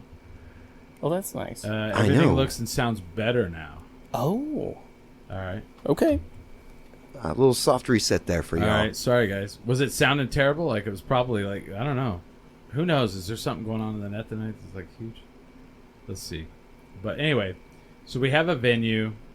We have a place. I just have to book. And the thing too is I've been wishy-washy on what to do. Well, this is a big one. And now that I have a venue, I'm like, You're like, okay, I know what to do now. now I can, yeah, it's 20 years, man. 20 years. So And you, who else has done that? That's not a big... Marin didn't even do that. Marin didn't even do that. I thought of you when my wife and we went and saw him. Yeah. It was good. Did you go see him at the Kiva? And then he I was there. I was He there. said to hang out afterwards if you wanted a picture. So we Yeah. did. Nobody hung out. And we He's- just he's walked a up really- to him and got he- a picture. Yeah, It was great. he's really nice. It was really sweet. I've talked to him. Yeah. I've talked to him. He's a super nice guy. Yeah. Yeah, now all of a sudden the internet's fucking smoking like it's kicking. Oh, look ass. at that. Wow. Look at Yeah. that. Weird. I don't know what the fuck just happened there, but Look at that upload speed. Anyway, yeah, it's like smoking. Yeah, interesting. I don't know what happened, but how weird. But anyway, so we're planning on that, and if someone's like excited to do something with us, PM me. Don't be a fucking weirdo, Don't comment. dude. People have been weirdos lately. Really? Yeah. Just I don't have. Like how? What? With like. sending awful shit, like nudes and stuff. They're just and- all dick picking you? Yeah, kind of. And I've had to block some people. I've never had to block people. All of a sudden, I have to block people. Really? Yeah, isn't that weird, right? Does that mean you? Is that a sign that you've gotten like so popular now that like now you get the dearth of the internet? Yeah. And I mean, I don't know. I don't want to have to like hire an intermediary person to like deal with things, but yeah. Like I was showing my coworkers one day, and they were like, "Holy Jesus!" And How I'm many like, how many messages do you get? It just depends. I mean, some people just are relentless, Yeah. and like it's funny because like you message me, and I'm like, "Oh, all right." You know what I mean? Yeah. Yeah. And it's because we have a rapport. Yeah. And I think what a lot of people don't get is like the rapport. Let's have a rapport. Yeah. That way I can kind of gather your chemistry, and I can talk to you, and we can figure out if we're going to be, we're going to... If it works. Yes. Yeah. And how do I not be a weirdo? Eva Blaylock is never a weirdo. What? She's never a weirdo. Okay. She says, how do I not be a weirdo? I mean, she's not a weirdo to me. Maybe to mainstream culture, she's a weirdo. Why do you not want to be a weirdo? I want to be a weirdo. Right? That's But- like when you, Yeah, my the whole people day, who all want day to get long. on the show. There's good weird and bad Yeah. weird, Smiley. I'm going to assume I'm good, weird. Yeah. And I Okay. could show you plenty of photos where you're going to be like, okay, I don't want that. So, For someone who doesn't know you, and you don't know them, or like Yeah. not even same spheres. yeah. What is your preferred process for them if they would like to come on to 10 drink minimum? Well, I mean, just hit me up and say hello. But, like, come out in public and say hello. Mm. It's called networking. It's Sure. a whole thing, man. It's like Yeah. a whole world where, surprise. There's a whole. I like to do things in person. Yeah. And I get it. We live in a digital world, and that can't always be the case. But also, like, you know what? If you're professional, and not if we don't know each other, and you're a professional, like, we had a guy on the show a couple weeks ago, Marian Carrillo, and I guess he was the one who had management, and Really? he hit up his management and said, "Hey, can you get me on this?" And his management company reached out to us, and I'd never dealt with anything like that. And Sure. I was like, "Hey, let's see how this goes," and it went well, and I like that. It was a good show. Good. It was a great show. We had a great rapport. He can definitely come on anytime he wants. And I asked him. I said, "How did your management find out about us?" And he goes, "I told him." He goes, "I told him to get me on this." And I was That's like, "Oh, cool. awesome! That's great." Yeah. And that's your management's job. I want to be on this show. All right, Right. we'll work on Okay, it. Yeah, let's yeah, make yeah. it happen. Yeah. Eva Blaylock says she loves your weirdness, Smiley. Oh, well, thank you. We all love his weirdness. Smiley, I like your weirdness. Oh, I think that's the most endearing thing about me is I'm willing to just be weird at any point. You're Yeah. just willing to be yourself, right? I suppose. I think yourself is weird. Myself is very mundane. So I you want perform a lot. You want to know about the Comic-Con, right? Oh yeah, I saw you kicked yourself in the face. He did. I saw in the that. forehead. Excuse me. It's Okay. been a long time. Okay. So, all right. so I have to tell you, Smiley went to Houston last year for his first Comic Palooza, right? Yes. So, Congratulations. My first time. Okay. It was something else. Okay. so let me explain to you how this went this year. Okay. He knows how it went. You don't have to. I don't explain to you. Yeah. So we get there, and he, Smiley disappears. I think you need to mention the first year I was there. I was very low on the totem pole. He was, but Sure. but I think he's wrong on that. Because I want to tell you how this went this year. Okay. So we show up, he immediately disappears. I'm at Ming's table, and all the different people come by, and they're like, that work there, and they'll roll over. They're like, "Hey, you made it! Where's Smiley?" Right away. Where's Smiley? Where is he? And I'm like, I don't know. And I have to text him like, there are people here looking for you. And then I'm outside having a cigarette. he's outside having Sure, a cigarette. yeah. He comes up and he's like talking to one of the high ups at the place, and it's this massive like convention center. Yeah. It's like three stories. This is a big. It's Fuck, not yeah. San Diego, but it's huge, It's right? the biggest one in Texas. Okay. It's pretty big. And usually the second or third biggest in the U.S., right? It's up there. Yeah. Because Depending on the year. Nah, there's like New York, and then I there's, feel like SDCC, then New Oh, yeah. York. no.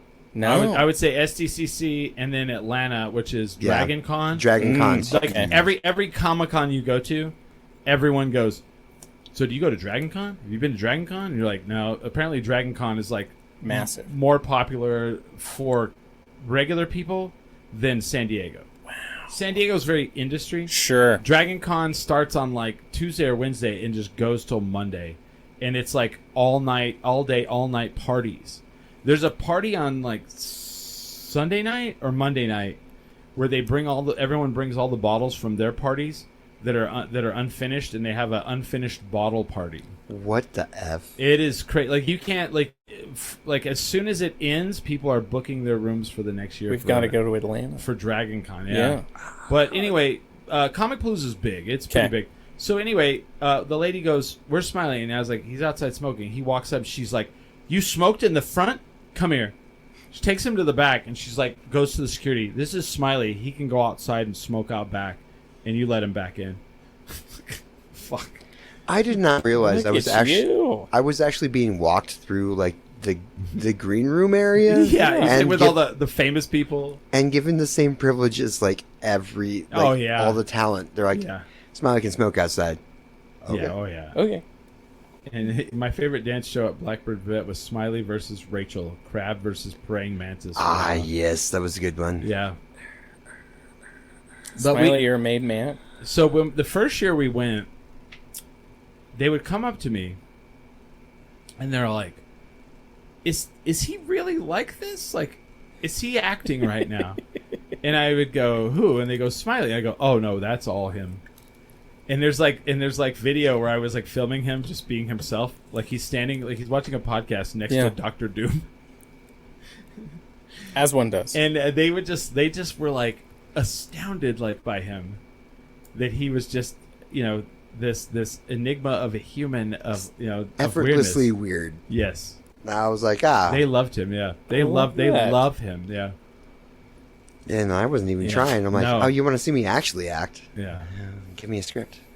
But yeah, it's one of those situations. But yeah, it was pretty cool. We got to I got to host it was really weird. We did our show there, and I thought our show was the worst thing we did there.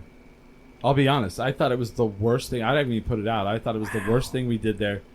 It was you did it like a live show. yeah, and Yeah. I don't know. I was just off. I don't know if I was just not ready. It was weird. We did not have as much people as we had last year, but then the next day I had to moderate a panel of like podcasters, and it was Sure. called Podcasting 101. It was on the main floor, That was a good one. and And you were on. man, I think I fucking rocked the shit out of that. And like you see the photos where I'm in all blue and I'm pointing, and that's me. And I think the setup was like perfect for Yeah. for you. Because Yeah. they had everyone up on the stage, and you were like pacing around and just like yeah. And then- querying them. and I think what really was cool, and this is me like just being fucking stupid, but like I've done this so long, like Yeah. you know, you perform for so long, like you've been on stage. Yeah. So like when you're on stage and you're performing, and a photographer's like a professional photographer comes rolling up, You don't even like. not at all. Yeah. You don't kind of like modify it all a little. Oh, I guess if it's like a. If it's like a photo call, like if we're doing like, oh, this show, this is the archived one, I guess you might mug it a little Mug bit. it, Yeah, mug yeah. it. So it was really funny because like I'm standing there, like all the panelists are up there on the thing, and I'm leaning on the table, and I see the photographer walk up, and they like drop their camera down, as if they're just kind of listening, and so I like lean on the thing, and I turn to them, and like I'll do it this way. I like leaning on the thing, and I like turn to them, and I like make eye contact, and I do this, and they go. and then as soon as they lift the camera up, I like turn to the side that does best, and I'm kind of like, and I haven't seen that photo, but like it was really funny. It was like this moment where you're like communicating with them, and you're like, hey, I'm about to pose for you if you want a good photo. Yeah. Which is terrible, but like that's what you do. Is yeah? that terrible or is that No, professional? That's professional. It's a symbiotic Yeah. relationship. And then the Saturday night, If I see a photographer, I will, instead of like performing this way, I'll be like, let me open up my space a little more here. yeah, Let me think about how I want to. right. But it was funny. I don't want a picture of my back. 'Cause Yeah. they dropped their camera, and I turned and I leaned a certain way, and I was like, I lifted my eyebrows, like, and they were like, He was on point. His performance for that one was on point. Yeah. Because he had 5 people on stage for him to just ruthlessly badger on. And he was having a good old I'm time. like, what about you? What do you think about that? Seriously, he was like pacing around. I did a It was- little- it was- I did a it was little- so performative. It was awesome. I did a little Jerry Springer. I love that. And there is video of it on YouTube. Ming Chen posted it on YouTube. You can see it. Maybe I'll link it. I'll link it on The show notes. The 10 drink minimum. Well, yeah, in the 10 drink minimum underground Facebook, the group. Facebook group. And then later that night we did Ming Chen and our friend CJ from New Jersey and I did a thing where we did an hour-long podcast where we did a tournament style of all the Kevin Smith films which one was the best, you know. And, which one won? Tusk. Do I want to say No. that? Because I think it's out. I don't I think like it's Tusk posted a lot. yet. No, I voted for Tusk. Tusk did not win. I like it did Tusk not. a lot. It did not win. I believe Dogma won. oh yeah, That makes sense. Dogma won. I believe Dogma won. What blew my mind, and this is for people out there. I didn't realize how many films Kevin Smith has made that lost a lot of money. Yeah, I And- can't believe Ming was doing that. I'm like, why are you putting it this way? They lost a lot of We money. just kept like highlighting the bombs, like box office, No. like. But he did No. the factoids of every movie. Yeah. So he's all, this much invested, this much lost. I'm like, this is like third in a row. How does this guy have a career? You should stop saying this. Yeah, like one was like a couple $1 million that made like $66,000. I was that like, the holy Bruce Willis shit. one? No, that actually did okay. No, that one's like Cop Out? above even. Yeah. No, I think it was like 430 movie, the one that he recently, which is phenomenal. It haven't is. seen That's a fun movie. Have you seen it? No. So it's called 430 movie. That's And why. and there you I'm go. part of the problem. I No, never heard of it. I fourth- don't think their advertisement. Didn't he do one that you can't see? Not that I'm aware. Oh, there was like one that it's like it was only for like you know what? You are that correct. Was, that was Yeah. Dogma, right? Nope, nope. You are incorrect on that. I have the answer to that, but I'll come to that. But the 430 movie is fantastic, and it came out a couple years ago. Ming is in it, and it's about it's from the 80s. It's a movie about him when he was a teenage It's kid. his Fablemans. It's yeah. Yeah. And it's a movie about kids that go to the matinee and they sneak into the other films and they just love movies, and it's a teenage rom-com. It's good, but it's like it takes place in the 80s, so it's like, you know, they're talking about Ghostbusters, Sure. they're talking about E.T., they're talking about all these films, and then, you know, it's adult, you know, and the kids, you know, they cuss and they talk about sex and Yeah. and you know, They're being kids, yeah. being young adults. Yeah. I remember the 80s. Your kids were like, hey, let's get back in time for dinner. Yeah. But it's great. When the lights come on. Yeah. Yeah, The street lights. If street lights are on, you better be home. Yeah. Yeah, but it's great. But like, it was weird. I didn't realize how many of his movies lost money. And he just announced he's making a new one, a new Jay and Silent Bob, Star Wars. Where, you know, if you watch Clerks 3, did you see Clerks 3? I've seen Clerks 3. What'd you think? I liked that movie.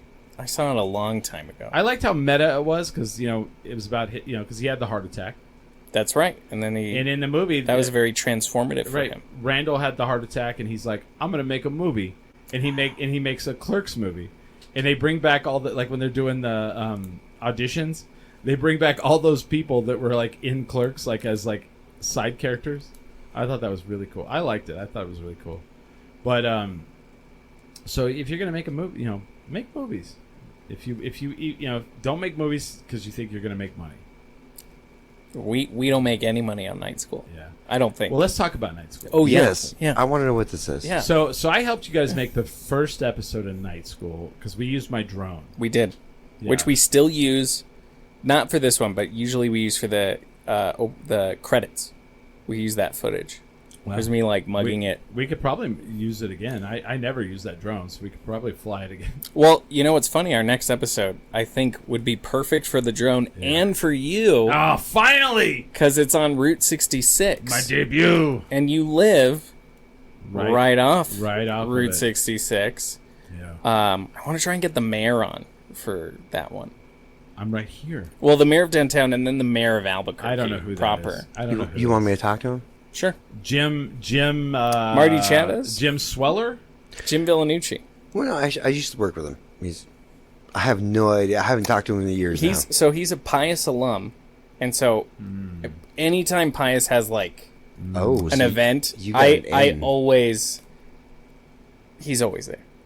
Yeah. Interesting. Okay. Yeah. Interesting. Yeah. Well, that's good to know. That's good Yeah. to know. I worked with him on like the Asian American Federation. Do I have to film a and scene? That was as a long the- time do I ago. have to film a scene with him? No, you don't. I'll keep you guys sequestered from each other. All right. We don't want mayor on mayor action. Yeah. I do.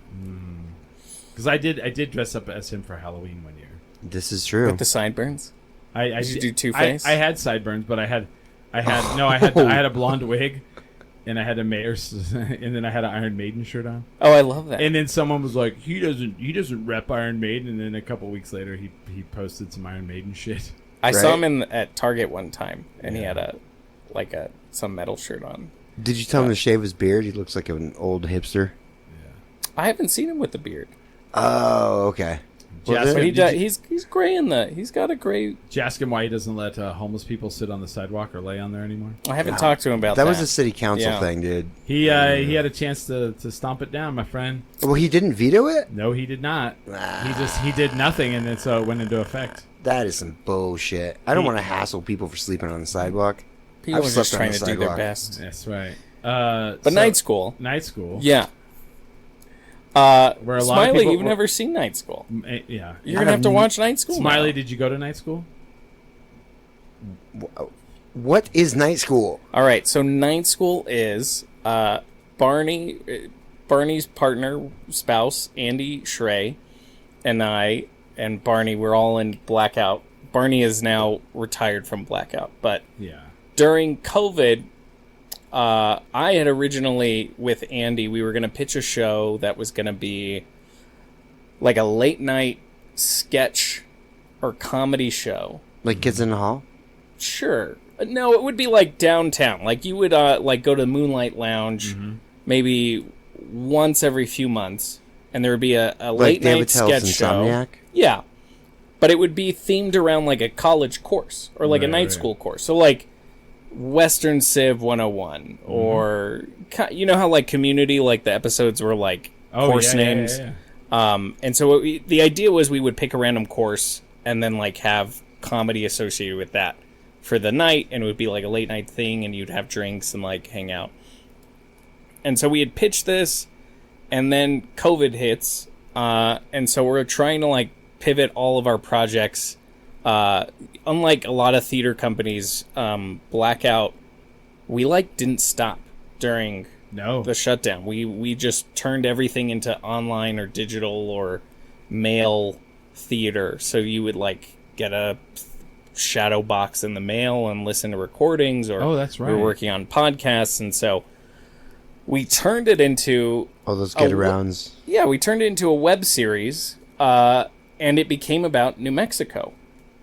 And kind of the first episode, like, I cannot stress enough how, like, we had no plan going in, and yet things just fell into place that have just become Night School. And so the first episode was about Roswell, and I played a character named Antonio Ant-Man Anthony, who loves New Mexico and wants to learn about New Mexico.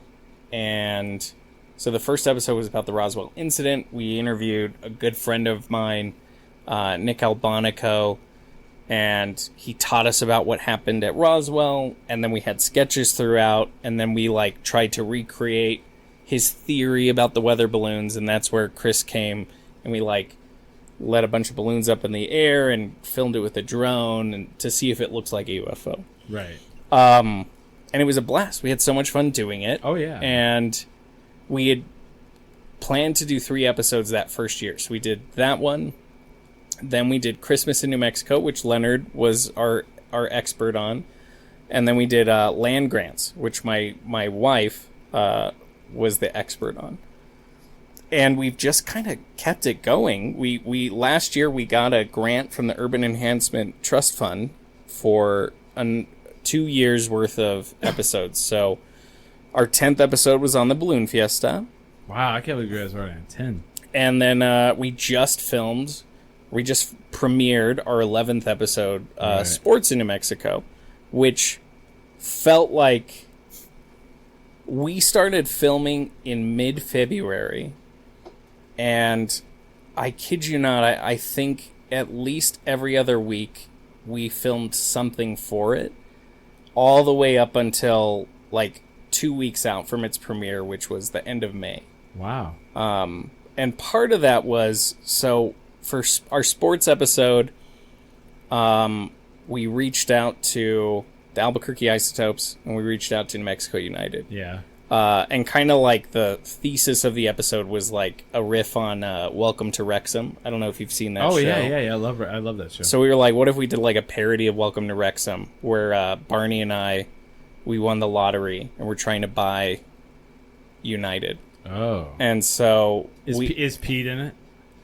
Pete is not in it, but we did interview Ron. So we got to interview Ron Patel. All right. We got to interview Daniel Bruce, Greg Hurst. What? It was great. Like as a fan, like it was wonderful. It was he was the best. That's the absolutely one of the best interviews of all time. Yeah, Bruce.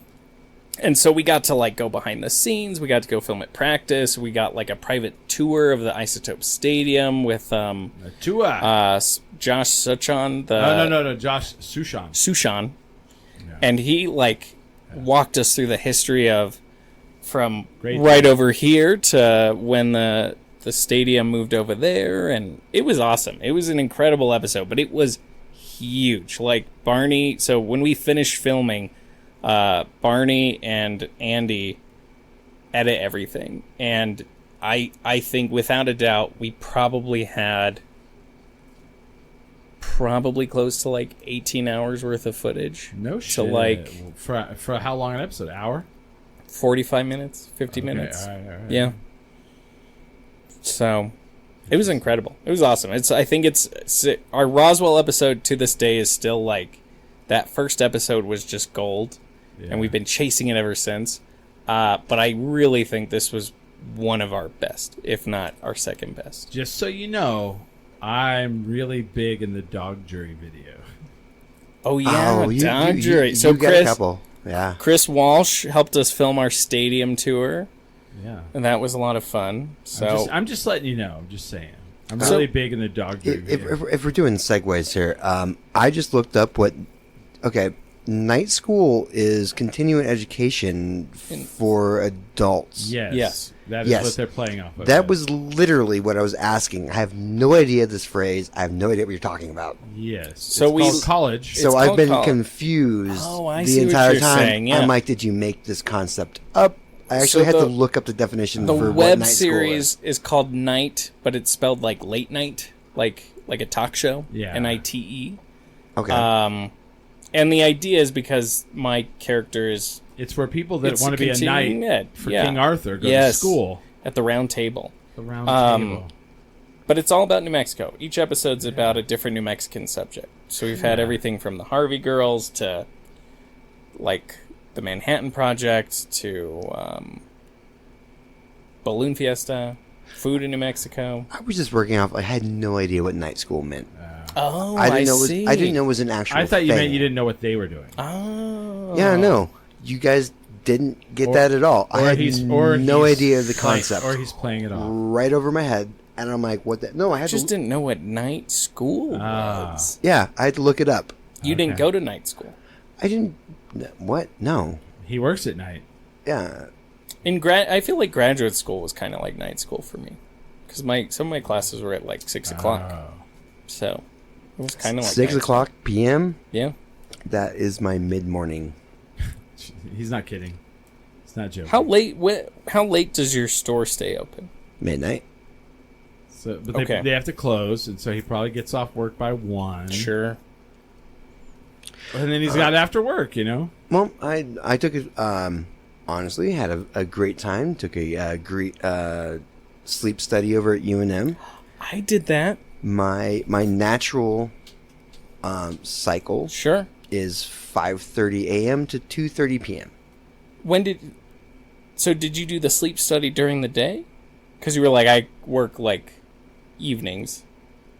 No, I had to take time off of work. Oh. I did. So put my kids to bed and like said goodnight to my wife and then drove over to UNM to the sleep clinic. Oh, I don't have any kids. So and I spent the night in the little bed, and they hooked me up to everything. It's weird, right? I'm supposed to sleep in this? What are you going to try? Oh, I was so tired. I fell asleep right away. I did. How long was yours? I went in for 9 days. Oh, I just did one night. Oh, my sleep's not... You must be on a different level of bad sleep. Oh, yeah. my body naturally goes to bed at 5:30 a.m.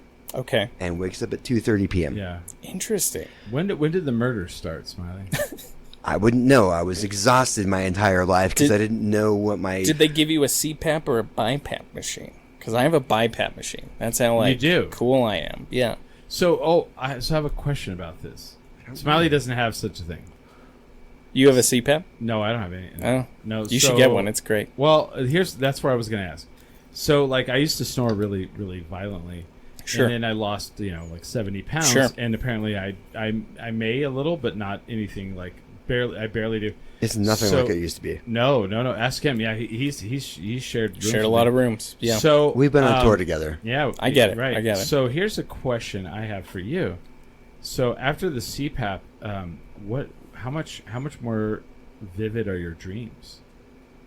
Oh, I have crazy dreams. I heard about this. Yeah. Well, so I have a friend who recently got one Okay. and didn't dream, and then got one, and then now is like having just insane dreams. And they let her know it's because You've never had REM sleep. she's going into REM sleep, and actually her body is overcompensating. She's going deeper into REM sleep than she should. It's like Inception. Yeah. Yeah. And so is that a thing for you? I already had crazy dreams. But now my dreams are definitely much longer and like Yeah. feel more real. Yeah. Like when I wake up from a crazy dream, I definitely might have like 5 minutes where I'm Yeah. like, Well, that's a thing for me because, like, I'm not snoring like I Yeah. was, and I'm not like stopping breathing like I was, and so I was a person who didn't have dreams, and now I'm like having dreams, like, Yeah. it's weird. I'm like, I'll wake up like one day. I was like dreamt I was like playing a slot machine and I won $1.4 million, and then I woke up and I was like, fuck. I don't sucks. have $1.4 million. Are we gonna do a shot of Malort? Is that happening? it is. Well, it is now. Yeah, Is we've it, got to do it. Is it because night school's happening, right? The new is episode 11. Sports in New Mexico. Sports in is it episode 11? It is episode 11. Yeah. And so next year we're going to have episode 12 in the fall will be Route 66, Yeah. which we'd love to have you on. I would and love then to in do the that. in It's right there. the It's right spring, Nope. that's screwball. Nope. There's a whole nother bottle. There you go. In the spring we're going to look at like Oh, they changed the label. That's right. resistance and like kind of like New Mexico's relationship with like Yeah. war. So Oh, everything is from it- like the is- Pueblo revolts is that and the Route Navajo 66 one? Talkers. Yeah, they Route 66 paved in blood, Yeah. as we say. No, that'll be our 13th episode. I was gonna say Yeah. paved in blood, Route 66. Yeah. Grapes of wrath, more like grapes of blood, right? Something like that. What do you think of? What do you think of all these? Like they're doing, they're doing the anniversary this year. The 100, Oh yeah, the 100 year. 100th. They're building a big sign by my house. Yeah. What do you think of these things they're putting all over like downtown area? These like animals. Oh, I saw them setting them up. Yeah. That doesn't feel very Route 66 to It me though. doesn't That to me feels a little either. more Tacked on. because we don't. I mean, I like Dia de los Muertos. Yeah. And it's certainly grown in popularity in Albuquerque and New Mexico, but What's all? Yeah. What is that about? I don't think Dia de los Muertos was even that popular in Mexico until Right. sort of more recent history. It's an odd choice for me. It's I don't know. Sure. Are those together though? I feel like you're connecting. That's not Are we like talking about the- tied together. Are we talking about the Marigold Parade? Because that's huge here. well, but they haven't that's had it. it in a while. No, if you go but I mean, I feel like they're adding it because it's coming up. Sure. So- it's coming back. No. The Route 66 Oh, thing's coming yes, up. 'Cause yeah. it's summertime. People are going to start. So we're not the only city doing like the Route 66 thing. Like in Tulsa, they're doing it. And Sure. in other cities. But like, I feel like as Albuquerque, they're like, this is our art. If you're going to come to our city, this is if you're doing the Route 66 tour. Here's the Albuquerque. To war. It does feel like we are uniquely connected to Route 66. We are. We're not though. I mean, because it's from Chicago to what? LA. To Santa Monica Pier or Yeah. something. Yeah. But like, Tulsa's doing stuff, and we're doing stuff. But like, we have our uniqueness to Yes. it. lowrider, The neon. the neon, Yeah. And even when it was like first like renamed to Central Avenue and Route 66, like it already had like a bizarre name before that. Like it wasn't like your main What was street's name. Central's original name? I don't know I don't know. I just read an article about it. I know Mountain was named that because it was the only road that went all the way to the mountain. Is that right? Yeah. I didn't know. Well, it doesn't now, but yeah. No, yeah, now it. But, yeah, it definitely doesn't go to the interesting, mountain now. interesting. Yeah. I want to say it was like Railroad Street. I could see that. Well, Like- because Old Town, if I remember correctly, my night school history, the Rio Grande used to be on the other side of Old Town, Yeah. and then it got moved. And then when the railroad came in, I think because Old Town was still a real floodplain, Yeah. they built it further uphill, but that actually kind of like screwed over Old Town, and that's why downtown is kind of so far away from Old Town, and that sort of changed the dynamic of the city. Yeah. Okay, that actually makes a lot of sense. Yeah. Here's the thing. Like, we're talking about night school, and you're talking about some things. I think here's some weird, cool things like Albuquerque the magazine, which I'm not a huge fan of, but that's fine. Is it still? It's still around. Yeah, Okay. yeah. But like they did a secret things of Albuquerque. Let's do the shot. Oh yeah, let's do the shot. Sorry, we've been teasing you guys. Here's to Night School, the new episode 11. Go check it out on YouTube. Check it out. Subscribe to the YouTube. Yeah, please. Subscribe Blackout Digital. Yeah. And subscribe to us. Watch the episode. This is a big one. We got to we'll take the shot and then I'll tell you about this. Yeah, all right. I feel like I just drank rainwater off of Route 66. It's the rubber. Rubber meets tire. The rubber meets the road. Go ahead. We got, this was so cool. United posted the trailer for the episode and then showed the trailer. They had a New Mexico soccer history night on May 24th, and Barney and I got to deliver the ball. What? Yeah. So we went down on the field, and we were there with I think the former owner of the New Mexico Chili's. Oh, are they done? They're not around anymore? No, they've been gone for a while, I think. I didn't know that. And he was like, we were like, why are you here? He's like, I used to own the Chili's. Who are you guys? And we were like, oh, we still own shit. Yeah, we were almost Okay. bought United, but we didn't. We were gonna buy the United, Yeah. so we decided not to. we decided not to. No, that sucks. But I have a thing. 'Kay. So there's they did a thing. I think the Albuquerque the magazine thing right now is like things in New Mexico that even people growing up here don't know about. Let me tell you something about New Mexico, about downtown. Did they say Frontier? Probably. Let me tell you something about I don't know if downtown. you noticed the largest franchise. And you that might know people this, about. and you might know this, but I don't think a lot of people know. Okay. And I brought this up earlier this weekend. There is a church on 4th Street. Do you know what I'm talking about? Is it Catholic Church? Yeah. Immaculate Conception. Oh, the one with the 9/11 museum. Yes. Yes. Do you know how many people? Yeah, but how many people know about that live in Albuquerque? I mean, I Probably not. I said YouTube, but I mean, again, I've brought this up to many people, and they're like, "You're kidding? That's not. No, that's not there." I was like, "It is." what is it? They have. It's not. Is it Sangre de Cristo? I don't know. I hardly go. I've only ever gone to mass there a couple of times. So there's a Catholic church. Yeah. Is it 4th? It's a 4th Street. It's like right south, like at the south boundary of Pareles. Yeah. Like yeah. So the thing that happened, and I don't want to go through the whole story, but like they were trying to rebuild their church and they were trying to rebuild their parish, and this was like 2001, 2002, right in that area. Yeah. So they decided to ask New York if they could have part of the a piece of the World Trade Center. Yeah. And New York said, yeah, but you got 2 weeks. We're going to just start destroying everything.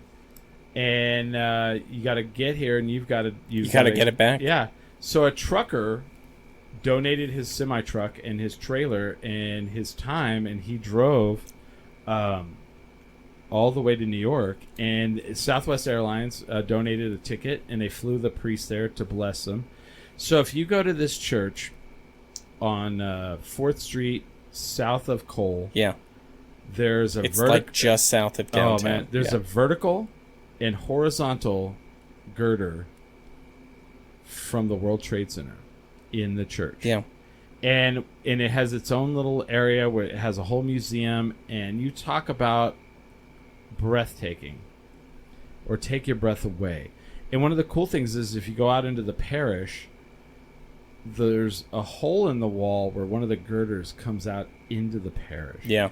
And it's honestly, there's only been a couple situations in my life where I've walked into something knowing what it was, and it hit me harder than I thought it would. Sure. The other one is we were one of the ones that comes to mind is my friends and I, my friend Billy and I, and we flew into Seattle to go visit our friend Josh. He came to pick us up, and we had like 3 hours to kill in Seattle before we drove up to Bellingham, Washington. And I joked, I was like, well, let's go to Bruce Lee's grave. And I joked about it. And he's like, do you really want to do that? And I said, yeah, fuck it. Let's do it. We're in Seattle. Let's go see where Bruce Lee is buried. I grew up loving Bruce Lee. I had no idea it was in Seattle. Yeah. And so we drive there. We Google map it, and we drive there. And I get out of the car, and as we're walking up, it hit me, oh, shit. It's not just Bruce Lee. It's Brandon Lee. And they're both there side by side, and we kind of walk up. We're like joking, and we're having fun, and then we walk up, and immediately it goes, whoa. And it's somber, and it's kind of like, whoa. Bruce Lee is here. Yeah. And Brandon Lee is here. And I'm like, huh. And it was that same moment, like when I was in that church. I was interviewing the guy, the priest, talking about the church, sure. and I had no idea that was there. And he goes, we have a couple of the steel girders. He's like, I thought this is why you were interviewing me. We walk into the room, and I see them, and they're not modified in any way. No. They're just... It's kind of like a little glass... fucking... chamber, right? Yeah, like, but it's big. It's big. And it takes your breath away. And I feel like that's a thing that people from Albuquerque have no clue that exists here. It was funny because I was down in Barelas for, we were doing something at cutting fools, as you do. As we do. No, I was down there for Blackout. I think we were doing... You were in Barelas blacking out. Blacking out. Got it. And I knew I knew I wasn't going to be able to make it to mass the next day, and so I was like, well, I'll try and I'll just catch mass here, and I went there, and then afterwards when I was leaving, I saw the room, and then I was like, oh, I vaguely remember reading about this in the journal, and went in, and exactly what you said, it's like what the. And they have a whole list of every person that perished that day, and you talk about, man. It's beautiful. That is a hidden gem. That's a good thing that people don't know. No. Yeah. It's big, man. Eva says, as a Jew, I still got mass, Sacred Heart. Interesting. I like the Sacred Heart. Yeah. I have a Sacred Heart tattoo. Nice. Yeah. But so I mean, if you might throw that into maybe a blackout. I don't know. Well, we did a night school about religion and miracles in New Mexico, and so we interviewed a priest friend of mine. We interviewed a curandero. We talked to a good friend of Blackout's about sort of indigenous spirituality in New Mexico. And so we did like a sketch around the Loretto Chapel up in Santa Fe. Yeah. We did a fun sketch called The New Mexorcist, where someone had gone to Colorado and been possessed, and so we had to throw chili on them, and Barney and I are throwing Sadie's salsa, and that was a lot of fun. And then we did one on I don't know if you know Sister Blandina Faustina. No. So she was a nun from Cincinnati. Oh, okay. Who then came. She was sent. She actually was in Trinidad, Colorado for a while, and then came down and worked in Old Town at the church in Old Town.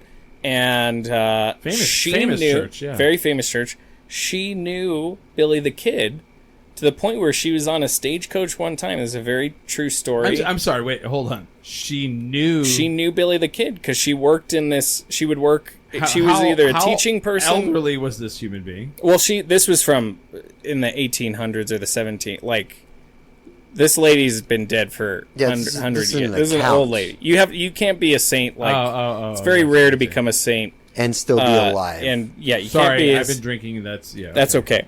Yeah. And so she was in a stagecoach one time, and they got held up. And when Billy the Kid went and opened the door, she kind of was like, Billy, what are you doing? And he went, oh, I'm sorry, boys. Like, go ahead, sister, and let the stagecoach go. But she's up. She's sort of on track to become a saint here. She would be New Mexico's first saint. That's awesome. Yeah. Do you think? Here's a question. Do you think Billy the Kid died in Fort Sumner, or became Bob Dylan? No, or became Brushy Bill Roberts and lived in Texas? I think Pat Garrett killed him. Yeah, I think he died. Yeah. But I think Billy the Kid. I didn't know a lot about. We did an episode on Billy the Kid, and I wish our early night school episodes were not as well researched as they could have been. You wish you'd have done less. I wish I had learned more about him, because I think I went into it thinking like, oh, he's just a bad guy. Man, I know a guy that knows a lot about him. And in hindsight, like, man, Billy the Kid really, I think was kind of a good guy. Like, in some ways, yeah. He was or as good as one could be in the world that he was inhabiting. In that environment. Yeah. But like the big thing for me, so I studied history when I was in college, and did you finish? No, you didn't. You became a podcaster. That's right. I became a podcaster. But like the big thing for me was, you have to go by historical accounts. Sure. I mean, we have no choice. We have no choice on that, and then you have to also use a little bit of science and a little bit of logic. Sure. And one has to think, especially in this day and age of celebrity. Yes. Right? They were celebrities. What is Jesse James? If he was dead on the street, what would be the one part of his body people would want? His ear. No. Teeth, hair? No. His ear. His trigger finger. And they cut his trigger finger off. That's not the one I would have wanted. They laid him in this... okay, but he was a gunfighter. That makes sense. I want his ear. Well, that's you weird being a weirdo. They laid him in the street. This is very Catholic. They laid him in the street for 3 days. I didn't even know this. He was out there for 3 days, and they cut off his trigger finger because someone stole it. Sure. Which side was he? He was left-handed. He was left-handed. He was left-handed. Yeah. The actual picture of him with the gun is actually been transposed, so he was supposedly left-handed. And the one where he's like, he's all got the weird fucking hat. Yeah. And so they cut his trigger finger off because, of course, someone did. And he laid there in the street for 3 days. And everybody's like, well, yeah, but they loved him in Fort Sumner, so he was dead, and they covered up for him. And I'm like, here's the problem with your logic. He wouldn't have been killed if he was loved, right? Well, but Pat Garrett supposedly killed him, and they supposedly covered it up. This is the logic of the Brushy Bill Roberts thing. Sure. But here's where I have fault with that. We're human beings. Someone would have said... Someone would have told. Oh, here's what really happened. Yeah. And then they would have told their person. So, like, what do they say? If you committed a crime, if you murdered someone, and you've told, and someone else knows, you have to kill them. Yeah, because it'll come out eventually. It'll come out eventually because they'll tell. And All I'm hearing is you're not very good at keeping secrets. Yeah. No, well, but nobody no one is. That's I get really. We were talking about 9/11. I get really like frustrated around like some of the intense 9/11 conspiracies. Yeah, where I'm like, people would have told. There's no, like I don't think so. I can keep a secret forever. So. Oh, I can't keep a secret. No, I'm terrible at keeping. And it's like one of those things where like we talk about like the one that blows my mind is like the Kennedy assassination. Like, I don't know how that has been kept such a secret. That a Secret Serviceman accidentally killed him when trying to shoot someone or something like that. But like, I believe that. All right, that's a conspiracy theory. That's my theory. Is Okay. that have you heard that theory, Smiley? Smiley doesn't know who John F. Kennedy was. He was a president. I know he was a president. Yeah. I'm just kidding. Our first Catholic president. He has a very sweet wife. Yeah. I loved her fashion. Yeah. See, now that's why he knows him, because of the fashion. So I honestly believe that, One of the conspiracies, and I love is that about Smiley. He was shot, right? That Lee Harvey Oswald did what he did. He was shot. Lee But Harvey then- Oswald. Hold on. Lee Harvey Oswald, terrible fashion, right, Smiley? Yeah.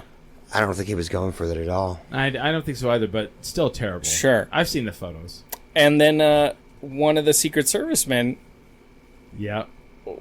he had a rifle. They were all hung over that day. Yeah. And one of them, while he was pulling his rifle up, accidentally pulled the trigger. And Now, see, that sounds plausible. that sounds plausible. Have to you? me. Have you? Here's a question about that. Have you ever been to the location? I've not been to. Have you I've been flown there? through Dallas, but I've never been down there. Okay, it No. is okay. For anyone who's been there, tell me I'm wrong on this. It doesn't make any sense that they were doing that parade there at all. Does it feel like just like No. they wanted him to Yeah. get killed? Oh yeah.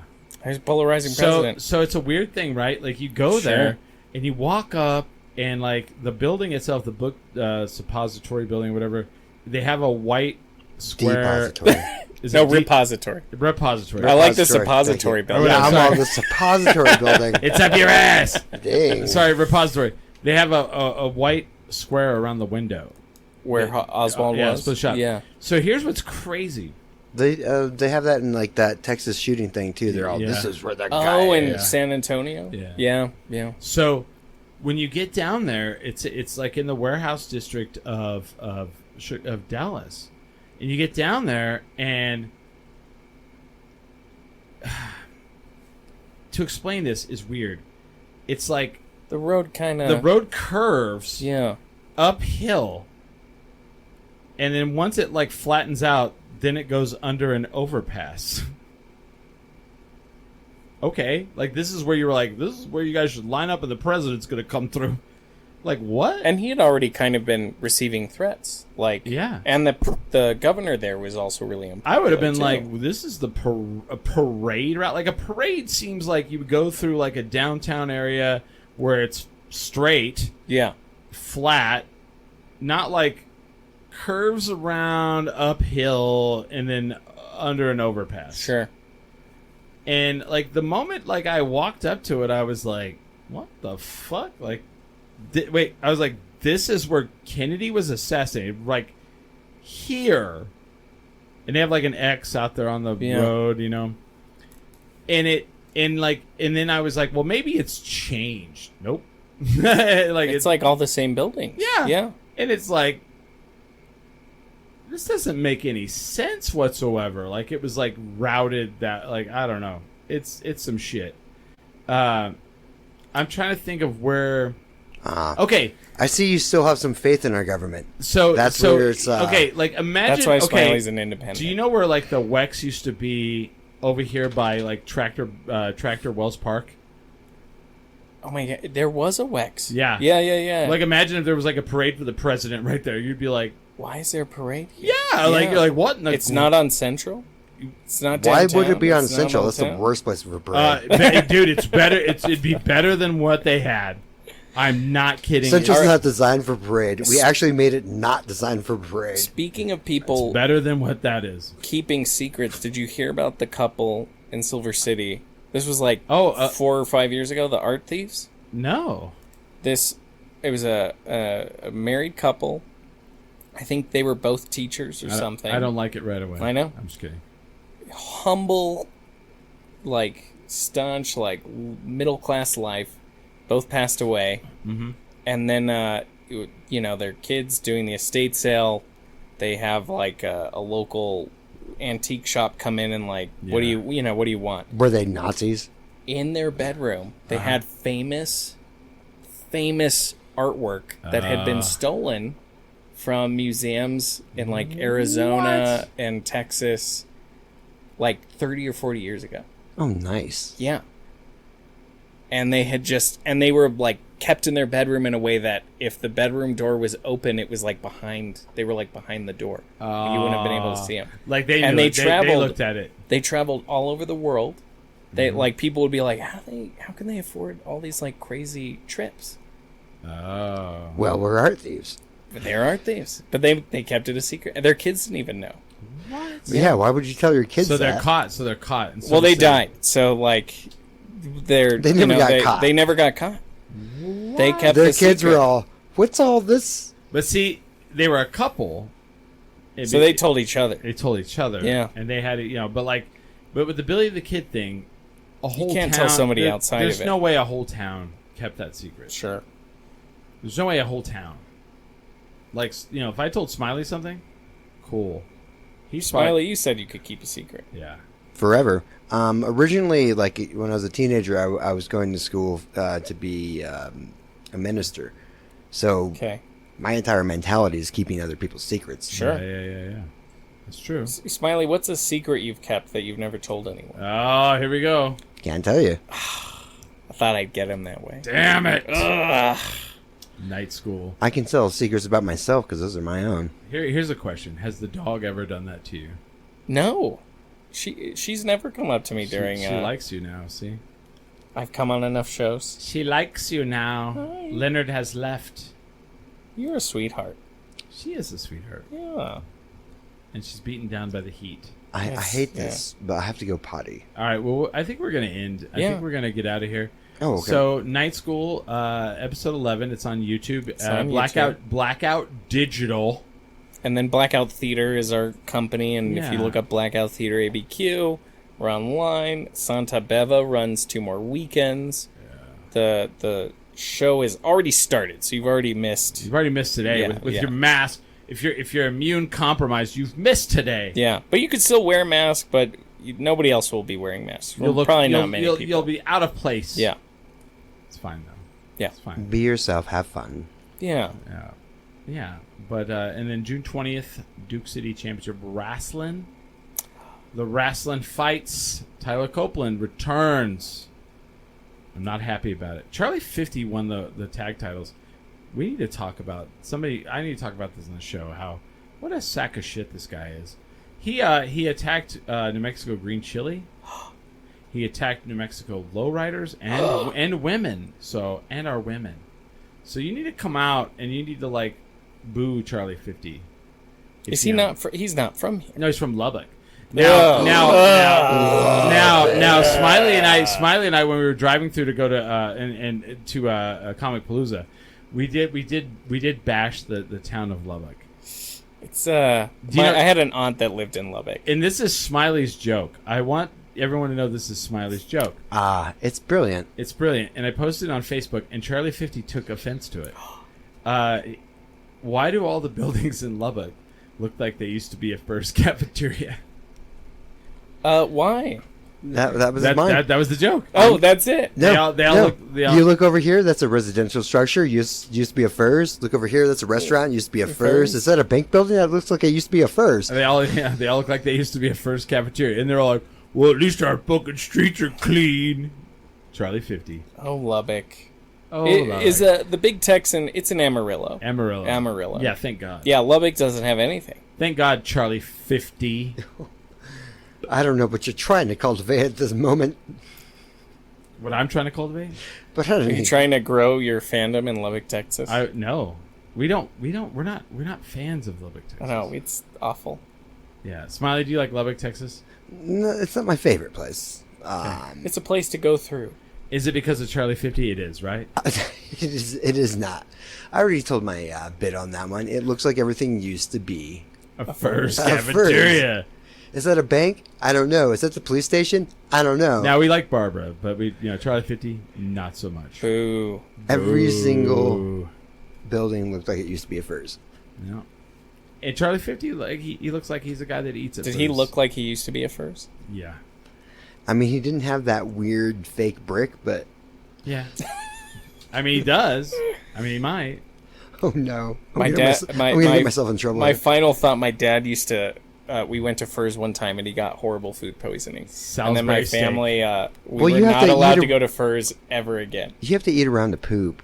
Yeah, was the chocolate fountain or whatever? Like, yeah. No, that's country buffet. That's Yeah, not even- that's something else. that's a step up. That's yeah. Golden Corral. Yeah. That's Golden Corral. No, see, you go to Golden Corral. Golden Corral's different. Golden Corral, you go there and you're like, oh, they have a chocolate fountain, and then you see like a kid putting their hand in the chocolate fountain and like sticking it in their fucking mouth, and then you're like, well, I guess it's, and then you go, oh wait, It's just going back. Oh god. It's like at the Pizza Hut buffet where, you know, they have the salad bar and you see the kids in there just Oh, and they lean down and sneeze. or they're just digging their hand in Yeah. the sunflower seeds and eating them. They're in You're like, the thing. I think COVID killed the salad bar. unfortunately, no. Oh, it's back. Chris, I'm gonna have to like run. All right. Okay, all right. All right, we're gonna get out of here. Thank you guys for watching. With that, Thank we you. are 10 10 drink minimum.